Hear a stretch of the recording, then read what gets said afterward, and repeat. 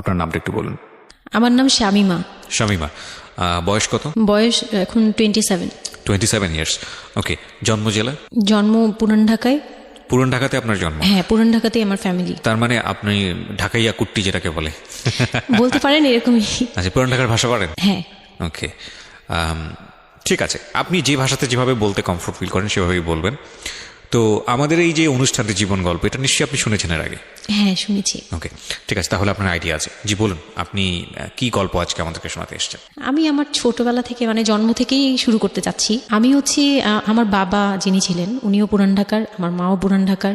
তো আমি যদি আমার গল্পটা বলতে চাই তাহলে আমার একদম জন্মের আগে মানে আমার বাবা আমার বিয়ে থেকে শুরু করতে চাচ্ছি। নিশ্চয়ই নিশ্চয়ই, নো প্রবলেম। তো আমার বাবা ছিলেন একজন ব্যবসায়ী পুরান ঢাকার। আচ্ছা। আর আমার মানে পাশাপাশি উনি হোমিওপ্যাথিক ডাক্তারও ছিলেন। ওকে। তো খুব ভালো একজন মানুষ ছিলেন। আর আমার আম্মু ছিলেন জমিদার, মানে জমিদার টাইপের, পুরান ঢাকায় লাইক জমিদার যেরকম থাকে আর কি, জমিদার বাড়ির মেয়ে ছিলেন। মানে পুরান এমন কি ছিল যে আগের পিতামহ বা প্রপিতামহ যেটাকে বলি জমিদার ছিল, এরকম? হ্যাঁ, এরকম। মানে আমার নানাই ছিলেন জমিদার। ওই এলাকার সব বিচারশালী উনি করতেন, প্রভাবশালী খুব। তো ওই দিক থেকে আমার বাবা তো বিয়ের প্রস্তাব দেয়নি, মানে ফ্যামিলি থেকেই। আমার বাবার আবার একটা বিয়ে করেছিলেন আরো 8 বছর আগে আমার আম্মুকে বিয়ে করার, ওটা ছিল লাভ ম্যারেজ। তো আব্বু আর ওই বড় আম্মু একসাথে পড়াশোনা করতেন, ওই দিক থেকে দুইজন পরিচয় হয়ে বিয়ে হয়েছিল। কিন্তু 1.5 বছর পরে আমার ওই বড় আম্মু মারা যায়, অসুস্থ হয়ে মারা যান। তারপরে আমার আব্বু আর বিয়ে করবেন না এরকম বলেছিলেন যে আর বিয়ে করব না। তারপর প্রায় 8 বছর পরে আমার দাদু আর ফুপ্পিরা মিলে মানে আমার আম্মুকে চুজ করে তারপর বউ করে নিয়ে আসেন। ওকে। তো আমার আম্মু খুব অসুস্থ থাকতেন প্রায়, আমার আম্মু একটু ফিজিক্যালি একটু দুর্বল। আচ্ছা। তো ওইখান থেকে আমার আম্মুর বিয়ের প্রায় 2-3 বছর পরে আমার একটা বোন হয়। সেই বোনটা মারা যায় 6 মাসের মাথায়। আমার বোনটা মারা যায়। বোনটা মারা যাওয়ার পরে আমার আরেকটা কথা আমি এখানে ভুলে গেছি, যে আমার যে ফার্স্ট মা ছিলেন মানে বড় মা, আমার আব্বুর যে রিলেশন ছিল, ওইখানে একটা মেয়ে হয়েছিল। ওই মেয়েটার প্রায় 6 মাসের মাথায় মানে পেট খারাপ করে অসুস্থ হয়ে মারা যায়। তো তার পরপরই আমার বড় মাও মারা যায়। তো ওইখানে হচ্ছে আমার ওই বাচ্চাটা ছিল মেয়ে বাচ্চা। হ্যাঁ, তো ওর পরে আমার আব্বু 8 বছর পর বিয়ে করে। তারপর আমার মার একটা মেয়ে হয়, ওই মেয়েটাও মানে ওই মেয়েটা হচ্ছে জন্মের সময় মারা যায়, আর ওই ফার্স্টেরটা হচ্ছে 6 মাস পরে মারা যায়। আচ্ছা। তো এই মেয়েটা হচ্ছে জন্মের সময় মারা যায়।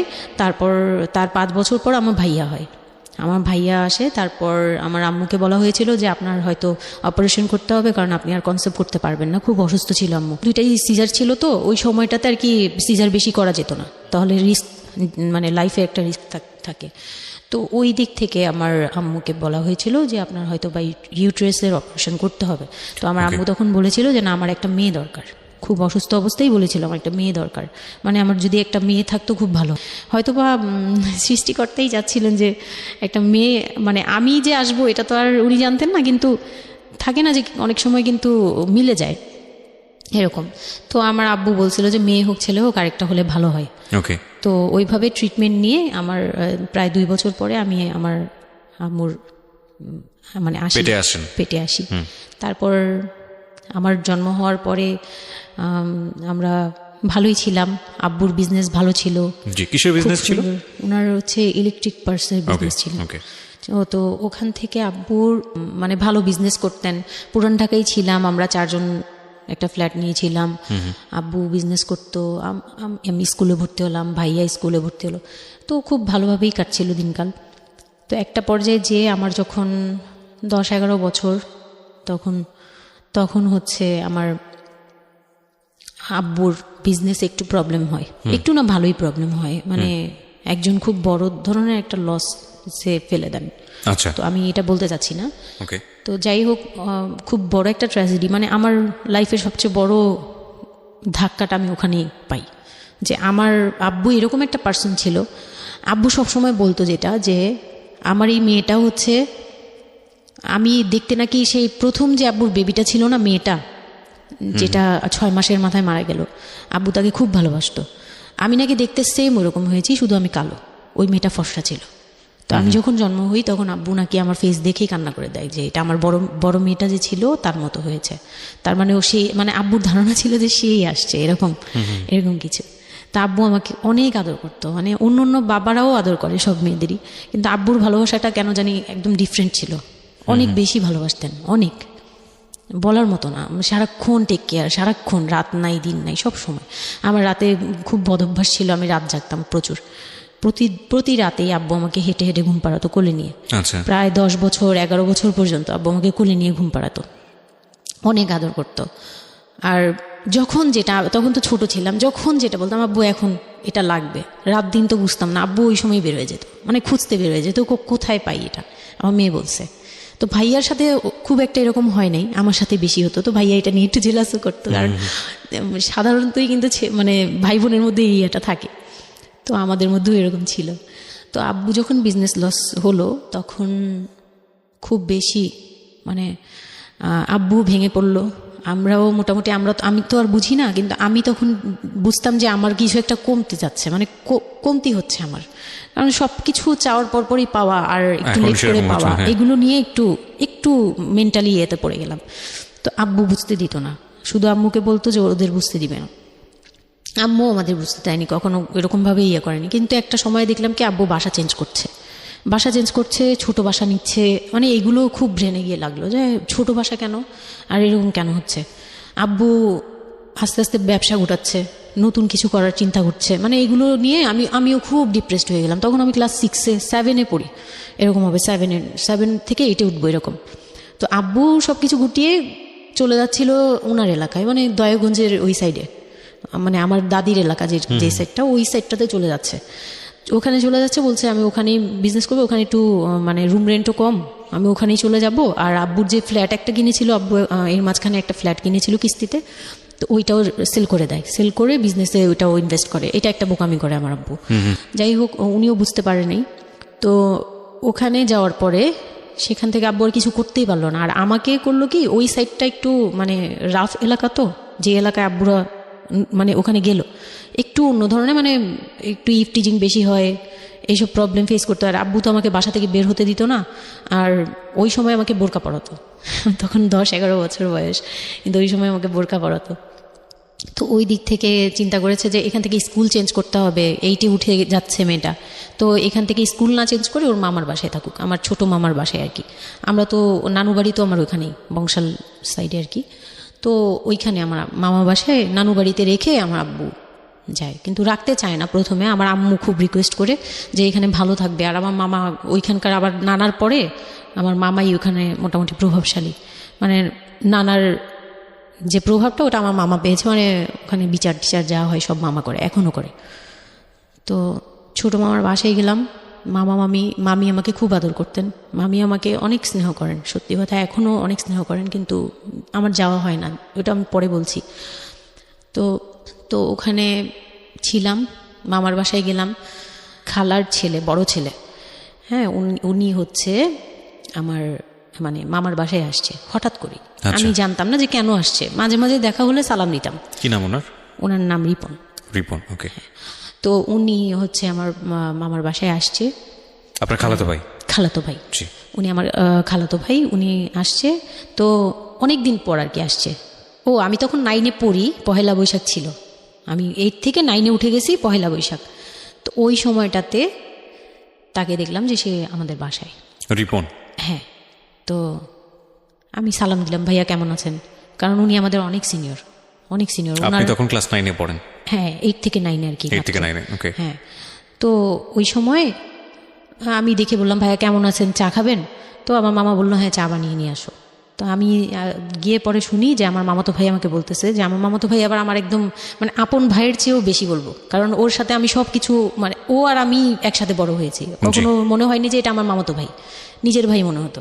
তো আমার বলতেছে যে তুই তো এখন আন্টি হয়ে যাবি, মানে দুষ্টুমি করতেছে যে তুই তো এখন বড় ভাবি হয়ে যাবি, হ্যান তেন। আমি বলি কেন? বলে রিপন ভাই না তোরে বিয়ে করতে চায়। তো আমি খুব হেসে দিলাম, মানে আমি বলতেছি যে দুষ্টামি করতেছে, এরকম ভাবছিলাম যে মনে হয় ফান করছে। আমি ওর সাথে আবার কতক্ষণ চিল্লাচিল্লি, যাই উল্টাপাল্টা কথা বলিস কেন এই সেই। তো এইগুলা নিয়ে ওরা সবাই মিলে আমার সাথে বলতেছে, বলে কি কেমন কথা বলো। বয়সে কত বড় ছিল আপনার থেকে? আমার তখন 13, আর উনার তখন ধরেন 37। 24 বছরের বড়, মানে আপনার না 24 বলতে এখানে, হ্যাঁ 24 বছরই তো বড়, 24 তাই তো? বছরের ও বড়। মাই গড, ওকে। তো উনি তখন, আমি ভাবতেই পারিনি যে এই লোকটার সাথে আমার বিয়ে দিবে সবাই। মানে ও বললে তো এটা পাগলামি মনে করার কথা, Right. যে এটা একটা পাগলামি, এটা এটা কেমন কথা ক্লাস 9-এ পড়া এক যে মেয়েকে উনি যদি মানে লিগেল বয়সে বিয়ে করতে হয় তো আমার সমান একটা বিয়ে বাচ্চাই থাকতো, হ্যাঁ।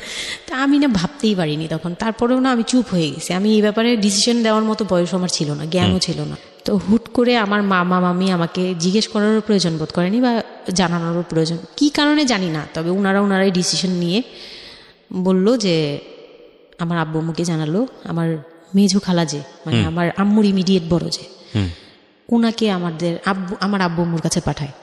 আর আমার আব্বু আম্মু তখন থাকে হচ্ছে তারই আমার এক ফুপির বাসায়, বাসা ভাড়া নিয়ে থাকে আর কি। তো ফুপির বাসায় থাকে, ফুপির নিজের বাসা, তো ওখানে থাকে। তো আব্বুর কাছে পাঠায়, তখন আমিও যাই ওই বাসায়। তো আমি তো আর জানি না এই কথা বলতে আসবে। আমি আবার ভাইয়ার সাথে বসে বসে গল্প করতে থাকি, ভাইয়া ছিল, ফুফাতো বোন ছিল, আমরা একসাথে গল্প করতে থাকি। তো হঠাৎ করে শুনি যে একটু মানে আমার খালা খুব জোরে সোরে বলতেছে, মানে চিল্লাচিল্লি করে বলতেছে যে যদি এই বিয়ে না হয় তাহলে আমাদের সাথে তোদের কোনো কন্ট্যাক্ট নেই, আজকে আচ্ছা। থেকেই বন্ধ। আচ্ছা, হ্যাঁ, এই বিয়ে হতেই হবে। কেন হতে হবে? আমার আব্বু বলছে কেন হতে হবে, আমার মেয়ে তো অনেক ছোট, ও তো এই সংসারের ভার নিতে পারবে না, বলো ওগুলো আমরা দেখবো, ওরে আমরা বাচ্চার মতো পালবো। মানে উনি বলতেছে আমি দায়ভার নিলাম, আমি সব কিছু নিলাম, এইভাবে বলতেছে আমি সব কিছু দেখবো, এগুলা নিয়ে কোনো টেনশনের কিছু নাই, নিজেদের মানুষ, এর চেয়ে ভালো কোনো অফার কোনো দিন পাবা না, মানে এর চেয়ে ভালো কোনো প্রস্তাব আসবে না, এই না সেই না, সেই অনেক কিছু বলতেছে। বৌমুকে কনভিন্স করতেছে যে এইটা যদি তোমরা হাতছাড়া করো তাহলে আর কখনো মেয়ের জন্য ভালো কিছু পাবা না, আর আমাদের সাপোর্ট তো জীবনেও পাবা না, তোমাদের একটা সাইড পুরো বন্ধ হয়ে যাবে, মানে আমরা আমাদের সাথে তোমাদের একদম রিলেশন শেষ, তোমাদের মেয়ে এখনই রেখে যাব, তোমরা কি করবা করো। তো আমার আব্বু ওই দিক থেকে একটু দুর্বল ছিল। পরে আমি এটা শুনে কান্না করে দিছি, মানে সাথে সাথে কান্না করে দিছি। তো আমার ভাইয়াও বুঝছে, আমাকে নিয়ে ছাদে চলে গেছে। আমার ফুফাতো বোন, ভাইয়ার এক খুব ক্লোজ ফ্রেন্ড ছিল, ছোটবেলার বন্ধু, সেও আমাকে খুব আদর করতো বোনের মতো, সেও গেল উপরে, বলতেছে আপু তুই কান্না করিস না, আমরা দেখতেছি কি করা যায়। তো আমার ভাইয়া বলতেছে, বলে কি আমি ওরে নিয়ে কোথাও পালিয়ে যাই, আমার মনে হচ্ছে যে আমি ওকে নিয়ে এখন কোথাও পালিয়ে যাই। যে রিপন ভাই এটা কিভাবে এটা বলতে পারে যে বিয়ে করবে ওকে। তো আমি খুব কান্নাকাটি করছিলাম। আমার খালা চলে গেল, খালা চলে যাওয়ার পরে আমার ভাইয়া আব্বুকে যে কি বলছে জানি না, আব্বু আবার ছাদে আসছে, আমি কান্না করতেই আসি, মানে তখন কন্টিনিউ কান্না করতেছি। তো আমার আব্বু ছাদে এসে যেটা বলল যে, আমার আব্বু তখন বলল যে, বলে আমি তোমাকে নিয়ে মানে বনে চলে যাব দরকার পড়লে, কিন্তু আমি ওর কাছে তোমাকে দিব না। তো আমি দেখলাম যে আব্বু ফিজিক্যালি, মেন্টালি, আর্থিকভাবে সব দিক থেকে দুর্বল, এখন আমাকে নিয়ে যদি বের হয় সে পারবে না, এটুকু বুঝলাম, তার দ্বারা সম্ভব না এটা। পরে আমাকে বললো যে তুমি যদি রাজি থাকো তাহলে আমার কোনো আপত্তি নেই, আর যদি তুমি বলো যে না আব্বু আমি রাজি না, তুমি শুধু একবার বলো, তাহলে আমি তোমাকে নিয়ে বের হয়ে যাবো, আমরা বাবা মেয়ে কই থাকবো কেউ জানার দরকার নেই। আপনার মার কি ভূমিকা ছিল এই সময়? আমার মা তখন বলতেছে যে দিবে, আমার মা ইচ্ছা ছিল যে দিবে, কারণ আমার মা তখন এই জিনিসটা বুঝে না, মানে আমার মা এমনিতেও অনেক সহজ সরল, সত্যি কথা বলতে ওনার দোষ না এটা, সেইটা বুঝতো না যে এই যে ডিস্টেন্সে বিয়ে দিলে এই বিয়েগুলো টিকে না, বা 24 বছর বয়সের ডিফারেন্স, এগুলো নোট করবেন এবং খুব ইম্পর্টেন্ট, আসলে খুবই ইম্পর্টেন্ট, কারণ বয়সের গ্যাপটা না ঠিক আছে, কিছু কিছু মানুষের জীবনে যে ব্যতিক্রম ঘটে না তা কিন্তু না, কিন্তু এই ব্যতিক্রমটা যদি আমরা উদাহরণ হিসেবে নিয়ে সবার উপর চাপিয়ে দেওয়ার চেষ্টা করি তাহলে কিন্তু সেটা সম্ভব নয়। ঠিক আছে, একটু খেয়াল করবেন, 24 বছরের ডিফারেন্স হচ্ছে ও এবং ওর খালাতো ভাই রিপনের মধ্যে। ও যখন 13 বছর তখন ওর খালাতো ভাই হচ্ছে 37। So it's a huge gap. সাধারণত বলা হয়ে থাকে 4-5 বছরের গ্যাপ ইজ ওকে, কিন্তু এর থেকে বেশি না হওয়াটাই বেটার। সেক্ষেত্রে 24 বছর, কোথায় 4-5 বছর আর কোথায় 24 বছর। হ্যাঁ, দেন হচ্ছে ওই বিয়েটা, মানে আপনি কি বললেন? এখন তো সিদ্ধান্ত আসলে আপনার জায়গায় ছিল। সিদ্ধান্ত আমার জায়গায় বলতে আমি তখন 13 বছর বয়স, তো মানে আমি তখন প্রেমও করিনি একটাও, মানে একটা এজ থাকে কিন্তু সব কিছুরই। মানে তখন দেখতাম যে আশপাশে মানে যারা কলেজে পড়ে, আমার একটা টার্গেট ছিল যে আমিও একদিন কলেজে পড়বো, আমার অনেক ফ্রেন্ড সার্কেল থাকবে, হয়তো বা আমার ভালো একটা রিলেশন থাকবে বা বিয়ে হবে, এরকম সবারই একটা ইয়ে থাকে। কিন্তু ওই বয়সটাতে আমার ওইটুকু যাওয়ারও মানে ওই চিন্তাতে আমি যাইনি তখনও, যে আমি একটা রিলেশন করব আর ওই জায়গায় বিয়ে। তো আমি আমার আব্বুকে মনে প্রাণে বিশ্বাস করতাম, তো আব্বুর উপরে ছেড়ে দিলাম। আব্বুকে আর ভাইয়াকে বললাম যে দুইজন সামনে ছিল, আমাকে বারবার জিজ্ঞেস করতেছে তুমি যদি ইয়েস বলো ইয়েস, তুমি যদি না বলো তাহলে আমি তোমাকে নিয়ে বেরিয়ে যাবো। আমার ভাইয়াও বলতেছে বলে আমিও আপনার সাথে যাব। তো আমি দেখতেছি আব্বু এমনিতেই 1 থেকে 1.5 বছর বা 2 বছর ধরে এরকম সার্ভাইভ করতেছে, মানে নিজে যুদ্ধ করে পারতেছে না, কাজকর্ম সব কিছু বন্ধ হয়ে গেছে, মানে বিজনেস টিজনেস সব গুটিয়ে ফেলছে। তারপর উনি যে এখন নিজে চলবে ওইটাই চলতে পারতেছে না, মানে খুব কষ্ট হচ্ছে। আমাকে আমার মতো মানে আমাকে যেখানে উনি একটা রাত 24 ঘন্টা একবার হলো আমাকে দেখতে হতো, ওই জায়গায় আমার মামার বাসায় ফেলে রাখছে, প্রতিদিন হেঁটে যেত, দেখে আসতো, একবার হলেও দেখে আসতো, মানে এরকম কষ্টগুলো করছে। ওই দিক থেকে চিন্তা করে দেখলাম যে না, আমার আসলে উনাকে প্রেশার দেওয়া উচিত না, ওনার উপর ছেড়ে দিই। তখন আর কি এটাই মাথায় কাজ করছে যে আব্বু আপনি যেটা বলবেন সেটাই। পরে তার 1 সপ্তাহের মধ্যে 14 এপ্রিল পয়লা বৈশাখ আর 23 তারিখে আমার এঙ্গেজমেন্ট হয়। এঙ্গেজমেন্ট হয়ে যায়? হ্যাঁ, ওই উনি একদম খুব তাড়াহুড়া করে যে এঙ্গেজমেন্ট হতে হবে, বিয়ে হতে হবে খুব শীঘ্রই, তো ওইভাবে এঙ্গেজমেন্ট হয়। মানে এঙ্গেজমেন্টের পরেও আমি একদম স্টপ, আমার মাথায় কিছুই, তখন আমি পুরোপুরি ব্ল্যাঙ্ক, মানে আমি যে নিজের থেকে কিছু বলবো কিছু করব আমার ভিতরে ওইগুলো আর কাজ করছিল না। স্কুলে যাইতাম, অনেক সময় যাই না, এরকম আর কি, যে যেতে ইচ্ছে করলে যাই, না ইচ্ছে করলে যাই না, এরকম হয়ে গেলাম। এঙ্গেজমেন্টের 3 মাস পরে বিয়ে হওয়ার কথা ছিল, কিন্তু ঘুরতে ঘুরতে 4 থেকে 5 মাস ইয়ে হলো। তো 2004-এ 4 থেকে 5 মাসের মধ্যে সে আমার সাথে অনেকবার দেখা করতে চাইছে, কেউ দেখা করতে দেয়নি, কারণ আমার ফ্যামিলি খুব রেস্ট্রিক্টেড ছিল এইসব ব্যাপারে, কেউ দেখা করতে দেয়নি। আর আমিও ভয় পেতাম, তো আমি খুবই ভয় পেতাম, উনাকে অনেক ভয় পেতাম, সোজা কথা আমি উনাকে খুব ভয় পেতাম। তো এর মাঝখানে এক ভাবি, আমার নানু বাড়িতে ছিলাম, তো মানে মামার বাড়ি, আমার মামার নিজের বিল্ডিং হচ্ছে একটা, আর নানু বাড়ি পুরোনোটা, যেটা পুরোনো বাড়ি, ওখানে তো আমার সব জয়েন্ট ফ্যামিলি, মানে আমার অন্য মামারা এবং মামাতো ভাইয়ের বউরা সবাই একসাথে থাকে। তো আমার এক মামাতো ভাইয়ের বউ তাকে খুব রিকোয়েস্ট করছে যে ভাবি আপনি ওকে একটু ডেকে দেন, কথা বলবো। তো আমার মামাতো ভাইয়ের বউ মনে করছে যে সে তো তাদের তো বিয়েই হচ্ছে, তো সমস্যা কি, ডেকে দিই। তো আমাকে আর বলে নাই। প্রথম একবার আমাকে বলছিল যে দেখা করে দিবে, তখন আমি বলছি না আমি যাবো না, আমি দেখা করবো না, আমার খুব ভয় লাগতো। তখন আমার বিয়ের মনে হয় 1.5-2 মাস আগের কথা এটা। তো আমার মামাতো ভাইয়ের বউ আমাকে ডাকছে যে কিছু একটা বলে, মানে জামা বানানো বা সামহাও এরকম কিছু একটা, অনেক বছর আগে, তো ভুলেও গেছি যে কি একটা কারণে আমাকে ডাকছে সে। তো আমি গেলাম, একদম মনের অজান্তেই গেলাম। গিয়ে পরে রুমে গেছি, পরেই দেখি হইল মানে রিপুন বসে আছে। তো বসে আছে দেখে না আমার একদম খুব একটা আঘাত লাগলো যে এই ভাবি আমাকে এইভাবে নিয়ে আসলো। আর ভাবি তো মজা করে, মানে ওনারও দোষ না, উনি ভাবতেছে যে নতুন বিয়ে হবে, ওদেরকে একসাথে করিয়ে এসে। তো উনি বললো কি আচ্ছা তোরা বস, আমি চা নিয়ে আসি, এরকম বলে উঠে গেল না, আমার আরও ভয় লেগে গেছে। আর তখন আমি গিয়ে দেখতে পারলাম যে ওই লোকটার আচরণ খুবই খারাপ। মানে আমার কাছে তখন মনে হয়েছে যে কেন মনে হলো এটা, কেন মনে হলো, হুট করে ভাবি যখন গেল, সে সাথে সাথে আমার পাশে এসে বসছে এবং আমাকে মানে খুব মানে নোংরাভাবে টাচ করতেছে। তখন আমার বয়স খুব ছোট, তো স্বাভাবিক না এটা আমার কাছে ভালো না লাগার কথাই, কারণ আমি তাকে বড় ভাই জানি। এক্স্যাক্টলি, মানে কয়দিন আগেও তো সালাম কালাম দিয়ে দূরে থেকে কথাবার্তা হ্যাঁ, বড় ভাইয়া বলতাম, সবাই মানে তাকে বড় ভাইয়াটাকে, আমিও বড় ভাইয়া ডাকতাম ওই ইয়ে থেকে। আর সেই লোকটা এসে আমাকে মানে খুব অপ্রীতিকর ভাবে জড়িয়ে ধরতেছে, তারপর জড়াজড়ি করতেছে, মানে খুব ঘেন্না লেগে গেল। আমি খুব জোরাজোরি করে আমি বললাম আমি এখন চিল্লাচিল্লি করবো, মানে তখন আমার খুব খারাপ লাগতেছিল, তখন বললাম আমি চিল্লাচিল্লি করবো বলে আমি একটু জোরে বলছি। পরে উনি আমাকে ছেড়ে দিছে, আমি এমন দূর দিছি একবারে সরাসরি মানে মামার বাসায় চলে গেছে, আর আসিনি। আর ওখানে গিয়ে অনেক কান্নাকাটি করছে যে এখন তো নাও করা যাবে না, আর এই লোকটা এরকম কেন, এই লোকটা তো তাহলে বিয়ের পরে, মানে আমার একটা ভয় ঢুকিয়ে গেছে যে এই লোকটা তো তাহলে আমাকে না জানি কি করবে, এরকম একটা ভয় ঢুকিয়ে গেছে। তখন তো ছোট ছিলাম, আর আমাদের ওই সময়টাতে তো এত মিডিয়া ছিল না যে আমরা এত কিছু বুঝবো যে এই আর কি। তো ওখানে তারপর 1.5 থেকে 2 মাস পরে বিয়ে হলো। এর মাঝখানে অনেকবার ফোন টোন করতো, ইয়ে করতো, আমি রেসপন্স করতাম না। তো বিয়ে যেদিন হলো, বিয়ের রাতের কথাটা কি বলবো। নিশ্চয়ই আপনার যদি মনে হয় যে বিষয়টা সামাজিকতার জায়গাটা থেকে খুব সেন্সিটিভ, একটা মেয়ের মানসিকতার জায়গাটা থেকে, যেটা আসলে এটা আমার বলার মতো শক্তিও নাই। সত্যি কথা বলতে আমি এটাই আমার লাইফের সবচেয়ে বড় ট্র্যাজেডি, বিয়ের রাত। হয়তো আপনি খেয়াল করছেন কিনা জানি না, কিন্তু আপনি মাঝখানে বললেন যে আমি অ্যাফেয়ার করবো কিভাবে, আমার মন তো তখনই ভেঙে দিছে। আমার ভিতরে একটা ভয় কাজ করে।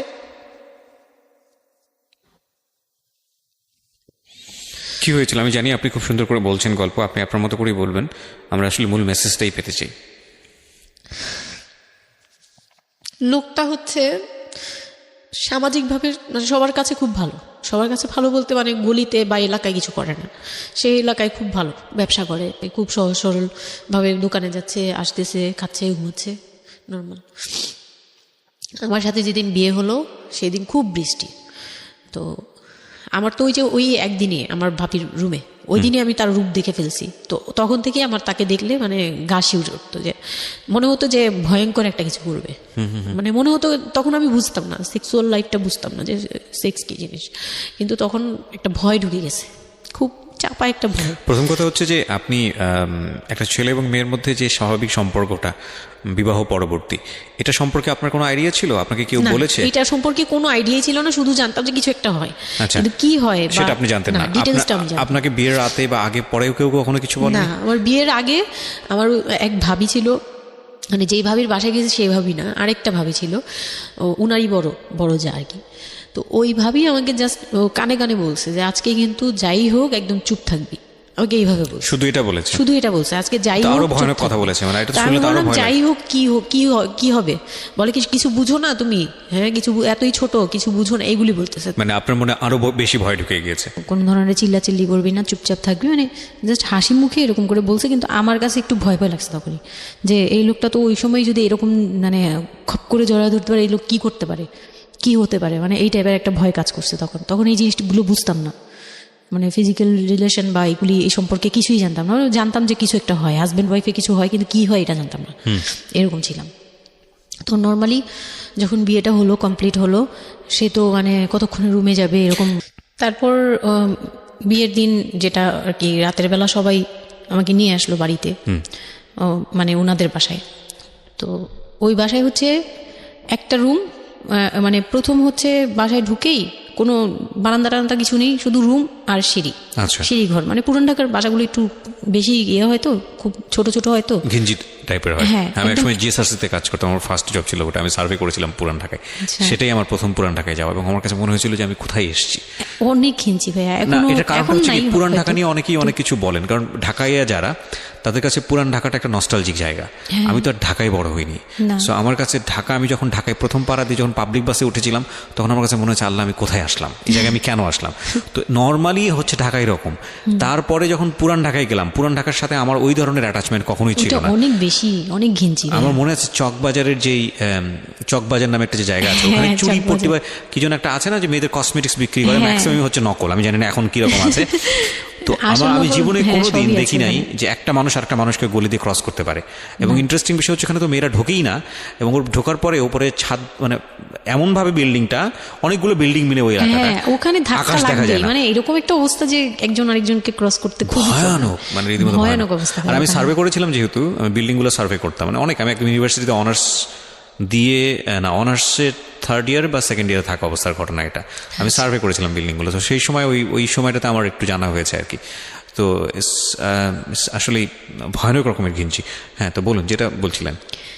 তো যেটা বলছিলাম যে ওই রাতে ওই একটা রুম, এরকম রুমের উপরে রুম, তার উপরে রুম, মানে সিঁড়ি রুম এরকম। আর প্রথম যে রুমটা, মানে নিচতলায় যে রুমটা ছিল, সেই নিচতলার রুমের সিঁড়ির নিচে ছিল চুলা আর বাথরুম, সিঁড়ি কর্নারে।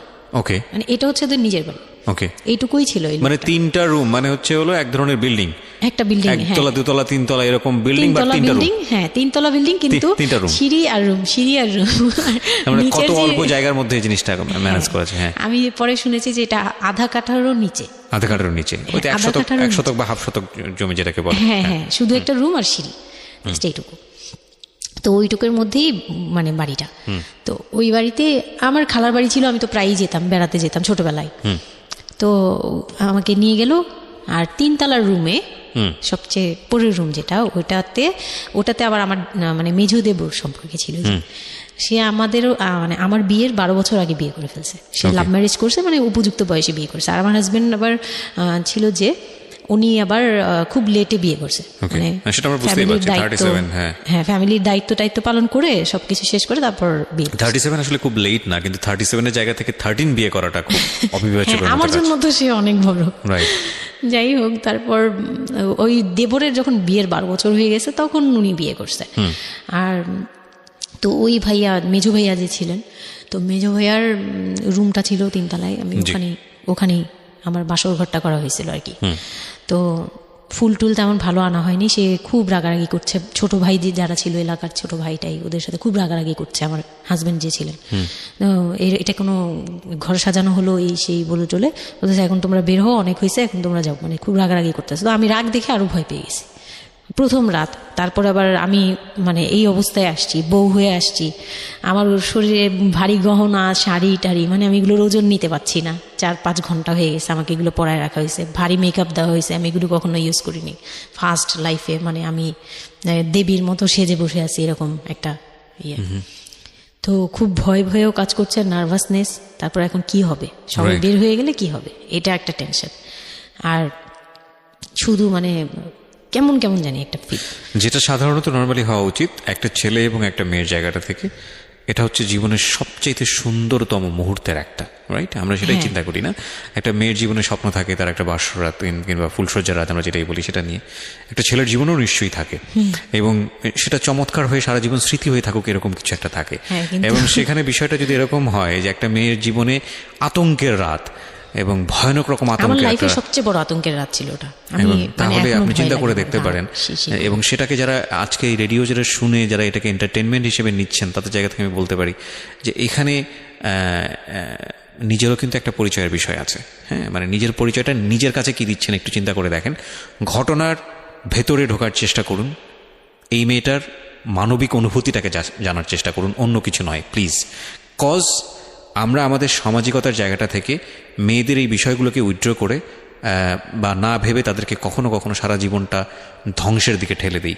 হয়তো মেয়েটার ক্ষেত্রে এরকমই কিছু হয়েছে, আমরা একটু সামনের দিকে আগাবো।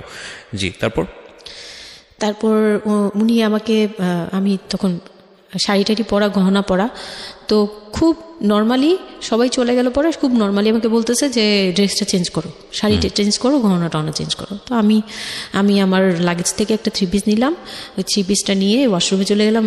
ওয়াশরুম বলতে ওই যে উপরের রুমেই একটা ওয়াশরুম আছে, আর নিচের রুমে, মানে উপরের রুমে তো আর সিঁড়ি ঘর নাই, সিঁড়ি ঘরটাতেই একটা ওয়াশরুম ছিল, ছোট্ট একটা টয়লেট ছিল। ওইটাতে গিয়ে আমি চেঞ্জ করলাম খুব কষ্টে, চেঞ্জ করে তারপর মুখের মেকআপ টেকআপ এগুলো ওয়াশ করে আসলাম। তারপর আসার পরে উনি বলতেছে উজু করে আসো। হ্যাঁ, তো আমি উজু করলাম, উনি উজু করছে করে, মানে প্রথম রাতে নাকি নামাজ পড়তে হয় সবাই বলে দিছে, তো ওই নামাজ পড়লো আমাকে নিয়ে। নামাজ পড়ার পরে বেডে গেলাম, মানে আমি বিছানায় যে বসলাম, খুব ভয়ে আছি যে কি বলবে কি করবে জানি না। তো উনি আমার পাশে এসে বসে আমাকে ফার্স্ট কথা যেটা বললো, মানে এইটাই ফার্স্ট কথা ছিল যে আমি তো ওই ফ্যামিলির বড় ছেলে, আর তুমি তো আমাদের ফ্যামিলির সবাইকে চিনো জানো, তোমার তো আর চেনা জানার দরকার নেই। আর আমার তখন ওনার মা মারা গেছে 3-4 বছর, মানে 3 বছর হবে এরকম, 3 থেকে 4 বছর এরকম হবে। বলে আমার মা মারা যাওয়ার পরে আমি এখন সংসার দেখি, আমার হয়ে আমার মার জায়গাতে এখন তুমি। এটা শোনার পর আমার কাছে মনে হলো আস্ত একটা বাড়ি আমার মাথার উপর পড়লো। এটা আমি যেখানে নিজের, এটা একটা বিষয়, ওর কথাটা কিন্তু খুব সুন্দর বলেছে। মানে ওর 37 ইয়ার্সের জায়গাটা থেকে এটা খুব সুন্দর একটা কথা, কিন্তু কথা হচ্ছে 13 বছরের একটা মেয়ে কেন এটা বুঝতে যাবে? ও কিন্তু এটাই বুঝেছে যে এই 3 তলা একটা বাড়ি, 3 রুমের একটা বাড়ি ওর মাথার উপরে দিয়ে দেওয়া হলো। দেখুন, এই জিনিসটাই আমি আপনাদেরকে বোঝানোর চেষ্টা করছি যে আসলে সবকিছুর একটা বয়স থাকে। হ্যাঁ, এবং ছেলেটার জায়গা থেকে কিন্তু খুব সুন্দর নামাজ পড়েছে, বসছে, এখন পর্যন্ত আমাদের কাছে ভালোই লাগছে শুনতে। কিন্তু এটা আসলেই কেউ বুঝতে চাইবে? 13 বছরের মেয়েটাকে এই জিনিসটা বুঝতে চাইবে? এইটা বোঝাটা জরুরি ছিল। হ্যাঁ, তারপর উনি যেটা বলছে যে আমার ভাই বোন আছে, সবাই আমার ছোট, কিন্তু আমার তো প্রায় 10-12 বছরের বড়। ওনার যে 10-12 বছরের ছোট, সে আমার 12-13 বছরের বড়। মানে তাকে আমি ছোটবেলা থেকে এইভাবে দেখে অভ্যস্ত। তো এইগুলো চিন্তা ভাবনা মানে ওই সময় তো আর এত কিছু কিন্তু ওনার ছোট ভাই বোন এগুলা মানে ওনার কাছে তো এগুলো বাচ্চা এখনো, আর আমার কাছে তারা অনেক বড়, আমি তাদেরকে কি টেক কেয়ার করবো, তারা আমাকে করবে, মানে আমার এরকম একটা বিষয়টা তাই। হ্যাঁ, তো আমি চুপ হয়ে শুধু শুনছিলাম, ও আচ্ছা, মানে আমি কিছু বলার মতো ভাষাও পাচ্ছি না, বা আমি কি বলবো, আমার এখানে ডায়লগই কি ছিল, মানে আমি এরকম মনে হচ্ছে যে কেউ আমাকে একটা স্ক্রিপ্ট ধরাই দিত, আমি একটু দেখে বলতাম, আমাকে কেউ কিছু বলেও না, এই লোক কি বলতেছে। তো যাই হোক, এই কথাটার পরে মানে যখন উনি এটা বলার পরে বলতেছে যে তুমি, আমাদের একটা মানে রুলস আছে, বিয়ের পরে নাকি বাসর ঘরে নাকি কিছু দেয়, হাজব্যান্ড ওয়াইফকে কিছু দেয়, তারপর নাকি টাচ করে, এরকম কিছু একটা। তো আমাকে বলতেছে যে তোমার কি আমার উপর কোনো দাবি আছে, মানে এইগুলো আমি জানতাম না, এগুলো আমি অনেক পরে গিয়ে শুনছি, এগুলো অনেক পরে গিয়ে জানছি যে এই সময় নাকি কিছু চাইতে হয়, মানে এই সময় যা চাইবে তাই দিতে হবে, এরকম কিছু একটা। তো এটাও আমাকে কেউ বলে দেয়নি। আমি ওই সময় একটা লসে পড়ে গেলাম না, মানে এরকম মনে হচ্ছে এখন আর কি। তখন আমাকে এটা কেউ বলে নাই। তো আমি বললাম যে না, আমি জানতাম না দাবি জিনিসটা কি। তো না বলার পরেই সে তো মানে আমার কাছে খুবই মানে এই কথাগুলো বলতে আমি বলতে পারবো না। ঠিক আছে, বলার দরকার নেই, আমরা জাস্ট সিচুয়েশনটা বুঝতে যাচ্ছি যে ওইটা আমার ফার্স্ট নাইট ছিল, আর আমি ওগুলা মানে ওই ফিজিক্যাল ব্যাপারগুলো আমি বুঝতাম না, ওই সময়টাতে বোঝার কথাও না, বুঝতামও না, একদমই বুঝতাম না যে এই হয়। তো যখন উনি শুরু করলো, শুরু থেকে শেষ পর্যন্ত মানে খুব অল্প সময়ের মধ্যে খুব অমানবিকভাবে মানে এটা এখন বর্তমানে যদি আমি কল্পনা করতে যাই, তাহলে এটা একমাত্র পারে রেপিস্টরাই পারবে, এটা রেপ ছাড়া কিছু ছিল না। এখন বুঝি, ওই সময় বুঝতাম না।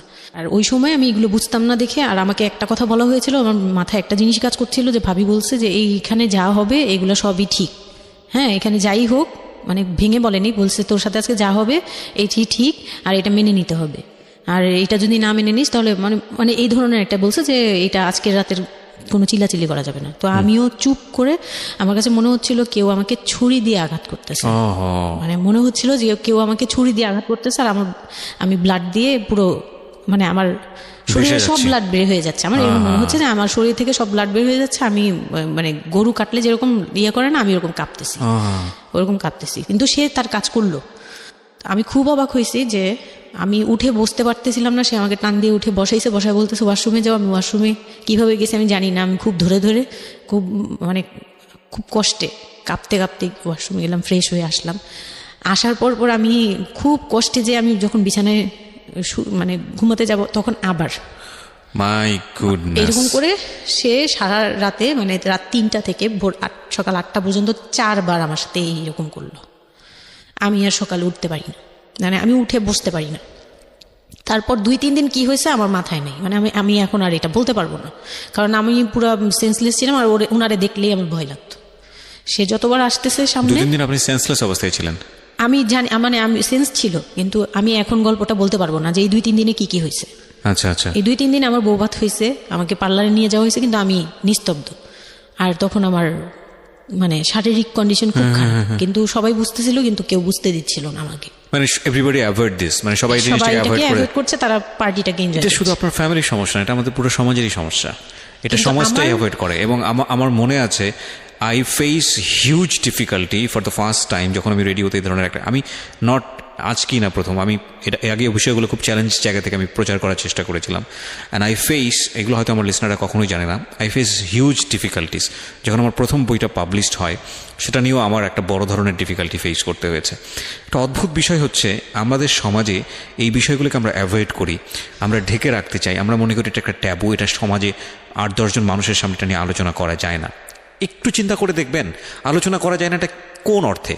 যদি বিষয়টা নিয়ে সুড়সুড়ি দেওয়া হয়, যদি বিষয়টা নিয়ে এমনভাবে বলা হয় যে এটা এমনভাবে প্রেজেন্ট করা হচ্ছে যেটা একটা রগরগা বিষয়, এবং সেটা শুনে আরও কারোর মধ্যে এই ধরনের পাশবিক বা সে আসলে এন্টারটেনমেন্টের জায়গা থেকে নিয়ে এটাকে মজা হিসেবে নিল, বিষয়টা তখনই একটা প্রশ্ন আসে। কিন্তু যদি বিষয়টা লেসনের জায়গা থেকে আসে, একটা সামাজিক শিক্ষার জায়গা থেকে আসে, যে একটা পুরুষ, সে 37 বছর বয়স, সেটা আমিও হতে পারি, আপনিও হতে পারি, বা যে ছেলেটা ওনার জীবনে এসছে সে তো হয়েছেই, যে তারা যেন কখনো এরকম অমানবিক না হয়। এবং নট অনলি দিস, একটা মেয়ে যখন 13 বছরের থাকে, তাকে পরিবারের এত বড় সাপোর্টের জায়গা থেকে বাবা এত ভালোবাসতো, তার জায়গাটা থেকেও কোনো একটা সাময়িক সমস্যা সমাধান করবার জন্য বা যাই হোক না কেন শেষ পর্যন্ত যে রাজি হয়েছে, এরকম এক ধরনের এটা তো জবাই করা আমি বলবো, যে একটা মেয়েকে শুধু শারীরিকভাবে হয়তো সে যেই প্রবলেমটা ফেস করেছে ওই রাতে সেটা হয়তো সে ধীরে ধীরে রিকভার করবে, কিন্তু সারা জীবনের জন্যে সে যে মেন্টালি ওই জিনিসটাকে ভয়ানক রকমভাবে একটা বাজে জায়গায় বাজেভাবে চিন্তা করা শুরু করলো মানুষের জৈবিক চাহিদার জায়গাটাতে, এটা তো একটা মানুষের থিঙ্কিংটাকে জবাই করে দেয়া, তাই না? এবং এইটা কত ভয়ানক রকমের অপরাধ, কত ভয়ানক রকমের ভুল। এবং আমাদের এই জায়গাটাতে আমাদের অনেক বেশি পরিমাণে বড় যারা আছি, সিনিয়র যারা আছি, তাদের বোঝা উচিত। প্রথম কথা হচ্ছে লিগেলি যদি আমি বলি তাহলে বিয়েটা বৈধ ছিল না, কারণ সরকার কিন্তু আমরা যতদূর জানি যে 18 নিচে বিয়ে দেওয়াকে পারমিট করে না। দ্বিতীয় কথা হচ্ছে যে মানসিকভাবে সে পরিপক্ক ছিল না। তৃতীয় কথা হচ্ছে যে যদিও বা বিয়েটা হলো তাহলে তাকে যে একটি প্রপার এডুকেশন দেয়া, যে এই বিষয়টা হচ্ছে এরকম, প্রপারভাবে বড় করা, প্রপারভাবে নার্সার করা, সেটার মারাত্মক রকমের অভাব ছিল। ঘটনা এখানে শেষ হয়ে যায় নাই, ঘটনা কিন্তু এখানে শুরু হলো। কারণ বাংলাদেশের অনেক মেয়ের জীবনে এরকম দুর্ধর্ষ রাত আসে এবং এই রাতগুলো সারাটা জীবনের জন্যে তাকে বেদনার স্মৃতি, তাকে সারাটা জীবনের জন্য একটা ভয়ঙ্কর রকমের মোমেন্টের মধ্য দিয়ে নিয়ে যায়। আমরা এগুলো নিয়ে কথা বলতে পছন্দ করি না, আমরা এগুলো নিয়ে কথা বলি না, আমরা এগুলোকে নিয়ে কথা বলাটা একটা সামাজিক জায়গা থেকে ট্যাবু মনে করি। এই ট্যাবুর ধাক্কায় কত কত মেয়ের জীবন, কত কত মানুষের জীবন, কত কত সংসার জীবন নরকে পরিণত হয়েছে, সে খবর অনেকেই আমরা রাখি না, রাখার প্রয়োজন মনে করি না। But this is a very important issue, that's why I am discussing on this. Okay, বলুন আপনি। তারপর যেটা হচ্ছিল যে মানে ওই রাতের পর থেকে মানে ওই লোকটাকে আমার শুধুই দায়িত্ব মনে হয়েছে। মানে আমার কাছে মনে হতো যে এটা আমার দায়িত্ব, যে ওনার বাসায় আমার থাকতে হবে, আর ওনার সাথে থাকলে আমার এরকম করতে হবে। You feel like this, right? আপনি এই ঘটনা ঘটার পরে কি আপনি কারোর সাথে ডিসকাস করার সুযোগ পাননি যে না, আমি এরকম ক্লোজ কেউ ছিল না যে আপনার সাথে এরকম একটা বাজে ঘটনা ঘটছে, বা আপনি এটাকে রিকভার করতে পারছেন না মেন্টালি, বা আপনার সাথে যার বিয়ে হলো তাকেও বলতে পারছেন না যে আমার এইসব জিনিসগুলো? না, আমি উনাকে ভালোভাবে নিতেই পারছিলাম না। সোজা কথা, আমি উনার সাথে কোনো কিছু ডিসকাস করতাম না, বা অনেক পরে গিয়ে যখন ডিসকাস করেছি তখন উনি আমাকে উল্টাপাল্টা বুঝ দিয়েছে। মানে অনেক পরের সময়টাতে, হ্যাঁ, বাট ইট হ্যাপেন্স রেগুলারলি, না র্যান্ডমলি এই জিনিসগুলো হয়ে যাচ্ছিল আপনার সাথে? হ্যাঁ, প্রায় মাস থেকে 2-3 মাস এরকম হলো। তারপর মানে এটা আমি বলি যে প্রথম তো 4-5 দিন তো রেগুলার হলো। তারপর আমার ব্লিডিং অফ হচ্ছিল না, আমার কন্টিনিউ হচ্ছিল ব্লিডিং। তো এক সময় যে ওই ব্লিডিংয়ের মধ্যেও তিনি অনেক বাজে ইয়ে করেছে। তো ওর পরে আমি বাসায় যেতে চাইলে বাসায় যেতে দিত না, এভাবে ইয়ে করে ফেললো। আর ফ্যামিলিগত যে ব্যাপারটা ছিল, যে আমার ফ্যামিলি তো তখন, আমার আব্বু তো তখন একদম মানে ফিনান্সিয়ালি খুব উইক ছিল। তো বিয়ের পরে কিছু ফর্মালিটি থাকে, পুরান ঢাকার কিছু রুলস আছে, যে বিয়ের পরে মেয়েদের প্রতি সপ্তাহে সপ্তাহে দেখতে যাওয়া, এটা সেটা পাঠানো, প্রতি সিজনে সিজনে এটা এটা করা, এগুলো ব্যাপারে কেউ কনসার্ন ছিল না। মানে তখন মানে আমার ফ্যামিলির কেউ এরকম অ্যাক্টিভ ছিল না, মানে ছিল কিন্তু কেউ কেয়ার করে। তারপর হচ্ছে এরকম করে আমার সময়গুলো কাটতে লাগলো। তো সবচেয়ে বড় কথা হচ্ছে আমার যে হাজব্যান্ড ছিল রিপন, উনি আমার বাবার দোকানে কাজ করতো একটা সময়। ওইটা হচ্ছে প্রায় আরো মানে আমার জন্মের সময় বা আমার জন্মেরও আগে। হ্যাঁ, তখন নতুন নতুন আর কি কাজ শেখার জন্য আমার আব্বুর দোকানে ঢুকছে এরকম। তো আমার আব্বু তাকে ক্যাশ বুঝিয়ে দিয়েছিলেন নাকি, তখন নাকি ক্যাশ দিত। তো আমি একটু যখন 2-3 বছরের, তখন উনি দোকান থেকে বের হয়ে নিজে ব্যবসা দিয়েছে, ওখান থেকে তিনি ইমপ্রুভ করছে। তো ওখান থেকে শুরু। আর আমাকে যখন বিয়ে দিছে, মানে আমার যখন বিয়ে হয়েছে, তো ওই রিপন যিনি, ওনার উদ্দেশ্য ছিল যে আমি আমার নানু বাড়ির অংশ পাবো, মানে সম্পদ। আমার নানু বাড়ি খুব বিশাল, মানে বললামই তো যে খুব বিরাট একটা অংশ। আর ওনাদের যে অংশটা ছিল সেটা অনেক আগেই নেওয়া হয়ে গেছে। মানে ওনার দাদা বাড়ি যেটাতে ওনারা ছিল 3 রুম, ওই যে ছোট ছোট 3টা রুম উপরে ওই বিল্ডিংটা তোলার পরে আমার মামা ওই অংশটা কেটে রাখছে, মানে আমার মামা রেখে দিয়েছে। আর আমাদের যে অংশটা ছিল তার লোভটা ছিল যে ওই বাড়িতে আমি একটা রুম হলেও পাবো। হ্যাঁ, তো আমার আম্মু তো আর ওটা নেয়নি। তো আমার হাজব্যান্ডের ইয়েটা ছিল, টার্গেটটা ছিল যে ওই বাসায় একটা রুম হলেও পাবে। আর পুরান ঢাকায় একটা রুম মানেই অনেক কিছু, মানে ওখানে তো প্রায় 1 কোটি টাকা দাম কাঠা। তো একটা রুম মানে 1 কাঠা না হোক, আধা কাঠা হোক, 50 লাখ টাকা হোক আমার আসবে, এরকম একটা টার্গেট ছিল তার। তো আর বিয়ের সময় তো অনেক কিছু নিয়ে মানে গহনা টহনা নিয়ে ফার্নিচার নিয়ে নানান কথা তো শুনতে হয়েছে, ওগুলাও ফেস করছি, মানে ওগুলো খুব পেইনফুল ছিল ওগুলা, কারণ আমি তখন এত কিছু বুঝি না, আমি তখন মাত্র মানে জামা কাপড় বানাই, ঘুরি ফিরি, খাই দেই, ব্যাস ওই পর্যন্তই। আমি কারো জিনিস নিয়েও মাথা ঘামাই না। ওখানে আমার উপরে প্রেশার আসছে যে আমার ফার্নিচার এমন কেন, আমার গহনা এমন কেন, তুমি বাসায় বলো না কেন, তোমার খাট এখনো আসতেছে না কেন। আমার বিয়ের পর খুব বৃষ্টি ছিল তখন, মানে আমার ফার্নিচার, আমার চাচা ছিল ফার্নিচারের ওনার বিজনেস, তো আমার চাচার ফ্যাক্টরি থেকেই সবগুলো ফার্নিচার আসবে। তো ওনারা বলতেছে যে জাস্ট একটা কারণেই লেট হচ্ছে, রোদ পাচ্ছি না, রোদ পেলে তারপর কাঠগুলো শুকাবে, তারপরে হ্যাঁ মানে জয়েন্ট দিলেই এখন এটা ফেটে ফেটে যাবে, এখন জয়েন্ট দিলে প্রবলেম হবে। এই জিনিসটা ওরা বুঝতেছে না, ওরা বলতেছে কেন দেরি করছে, নাকি ফাঁকিই দিচ্ছে, নানান ধরনের কথা তৈরি করতেছে। আর এই দিক দিয়ে আমি পেইন খাচ্ছি, ওই দিকে এক পেইন, মানে রাতে গিয়ে এক পেইন, দিনের বেলায় পেইন, মানে আমি পুরো মানসিকভাবে মানে বলে না যে আমি হয়তো বা প্যারালাইজডের মতো হয়ে গেছিলাম, আমার মানসিক ভাবটা জাস্ট শুনি আর শুনি, কিছু বলতে পারছি না এরকম। আর বাসায় গিয়ে কোনো কিছু বলি না, কারণ আব্বু অসুস্থ, আব্বু মেন্টালি অনেক প্রবলেম। আব্বু যখনই জিজ্ঞেস করে আম্মু তুমি ভালো আছো তো, আমি খালি হাসি দিয়ে বলছি হ্যাঁ। যতবার জিজ্ঞেস করে তুমি খুশি আছো তো, আমি হ্যাঁ। আমি এই একটা কথাই বলছি, হ্যাঁ ভালো আছি। আসলে আমি ভালো ছিলাম না, কিন্তু বুঝতে দেইনি। ওই লোকটার ছোট বোনগুলো আমার সাথে অনেক রাফ বিহেভ করছে,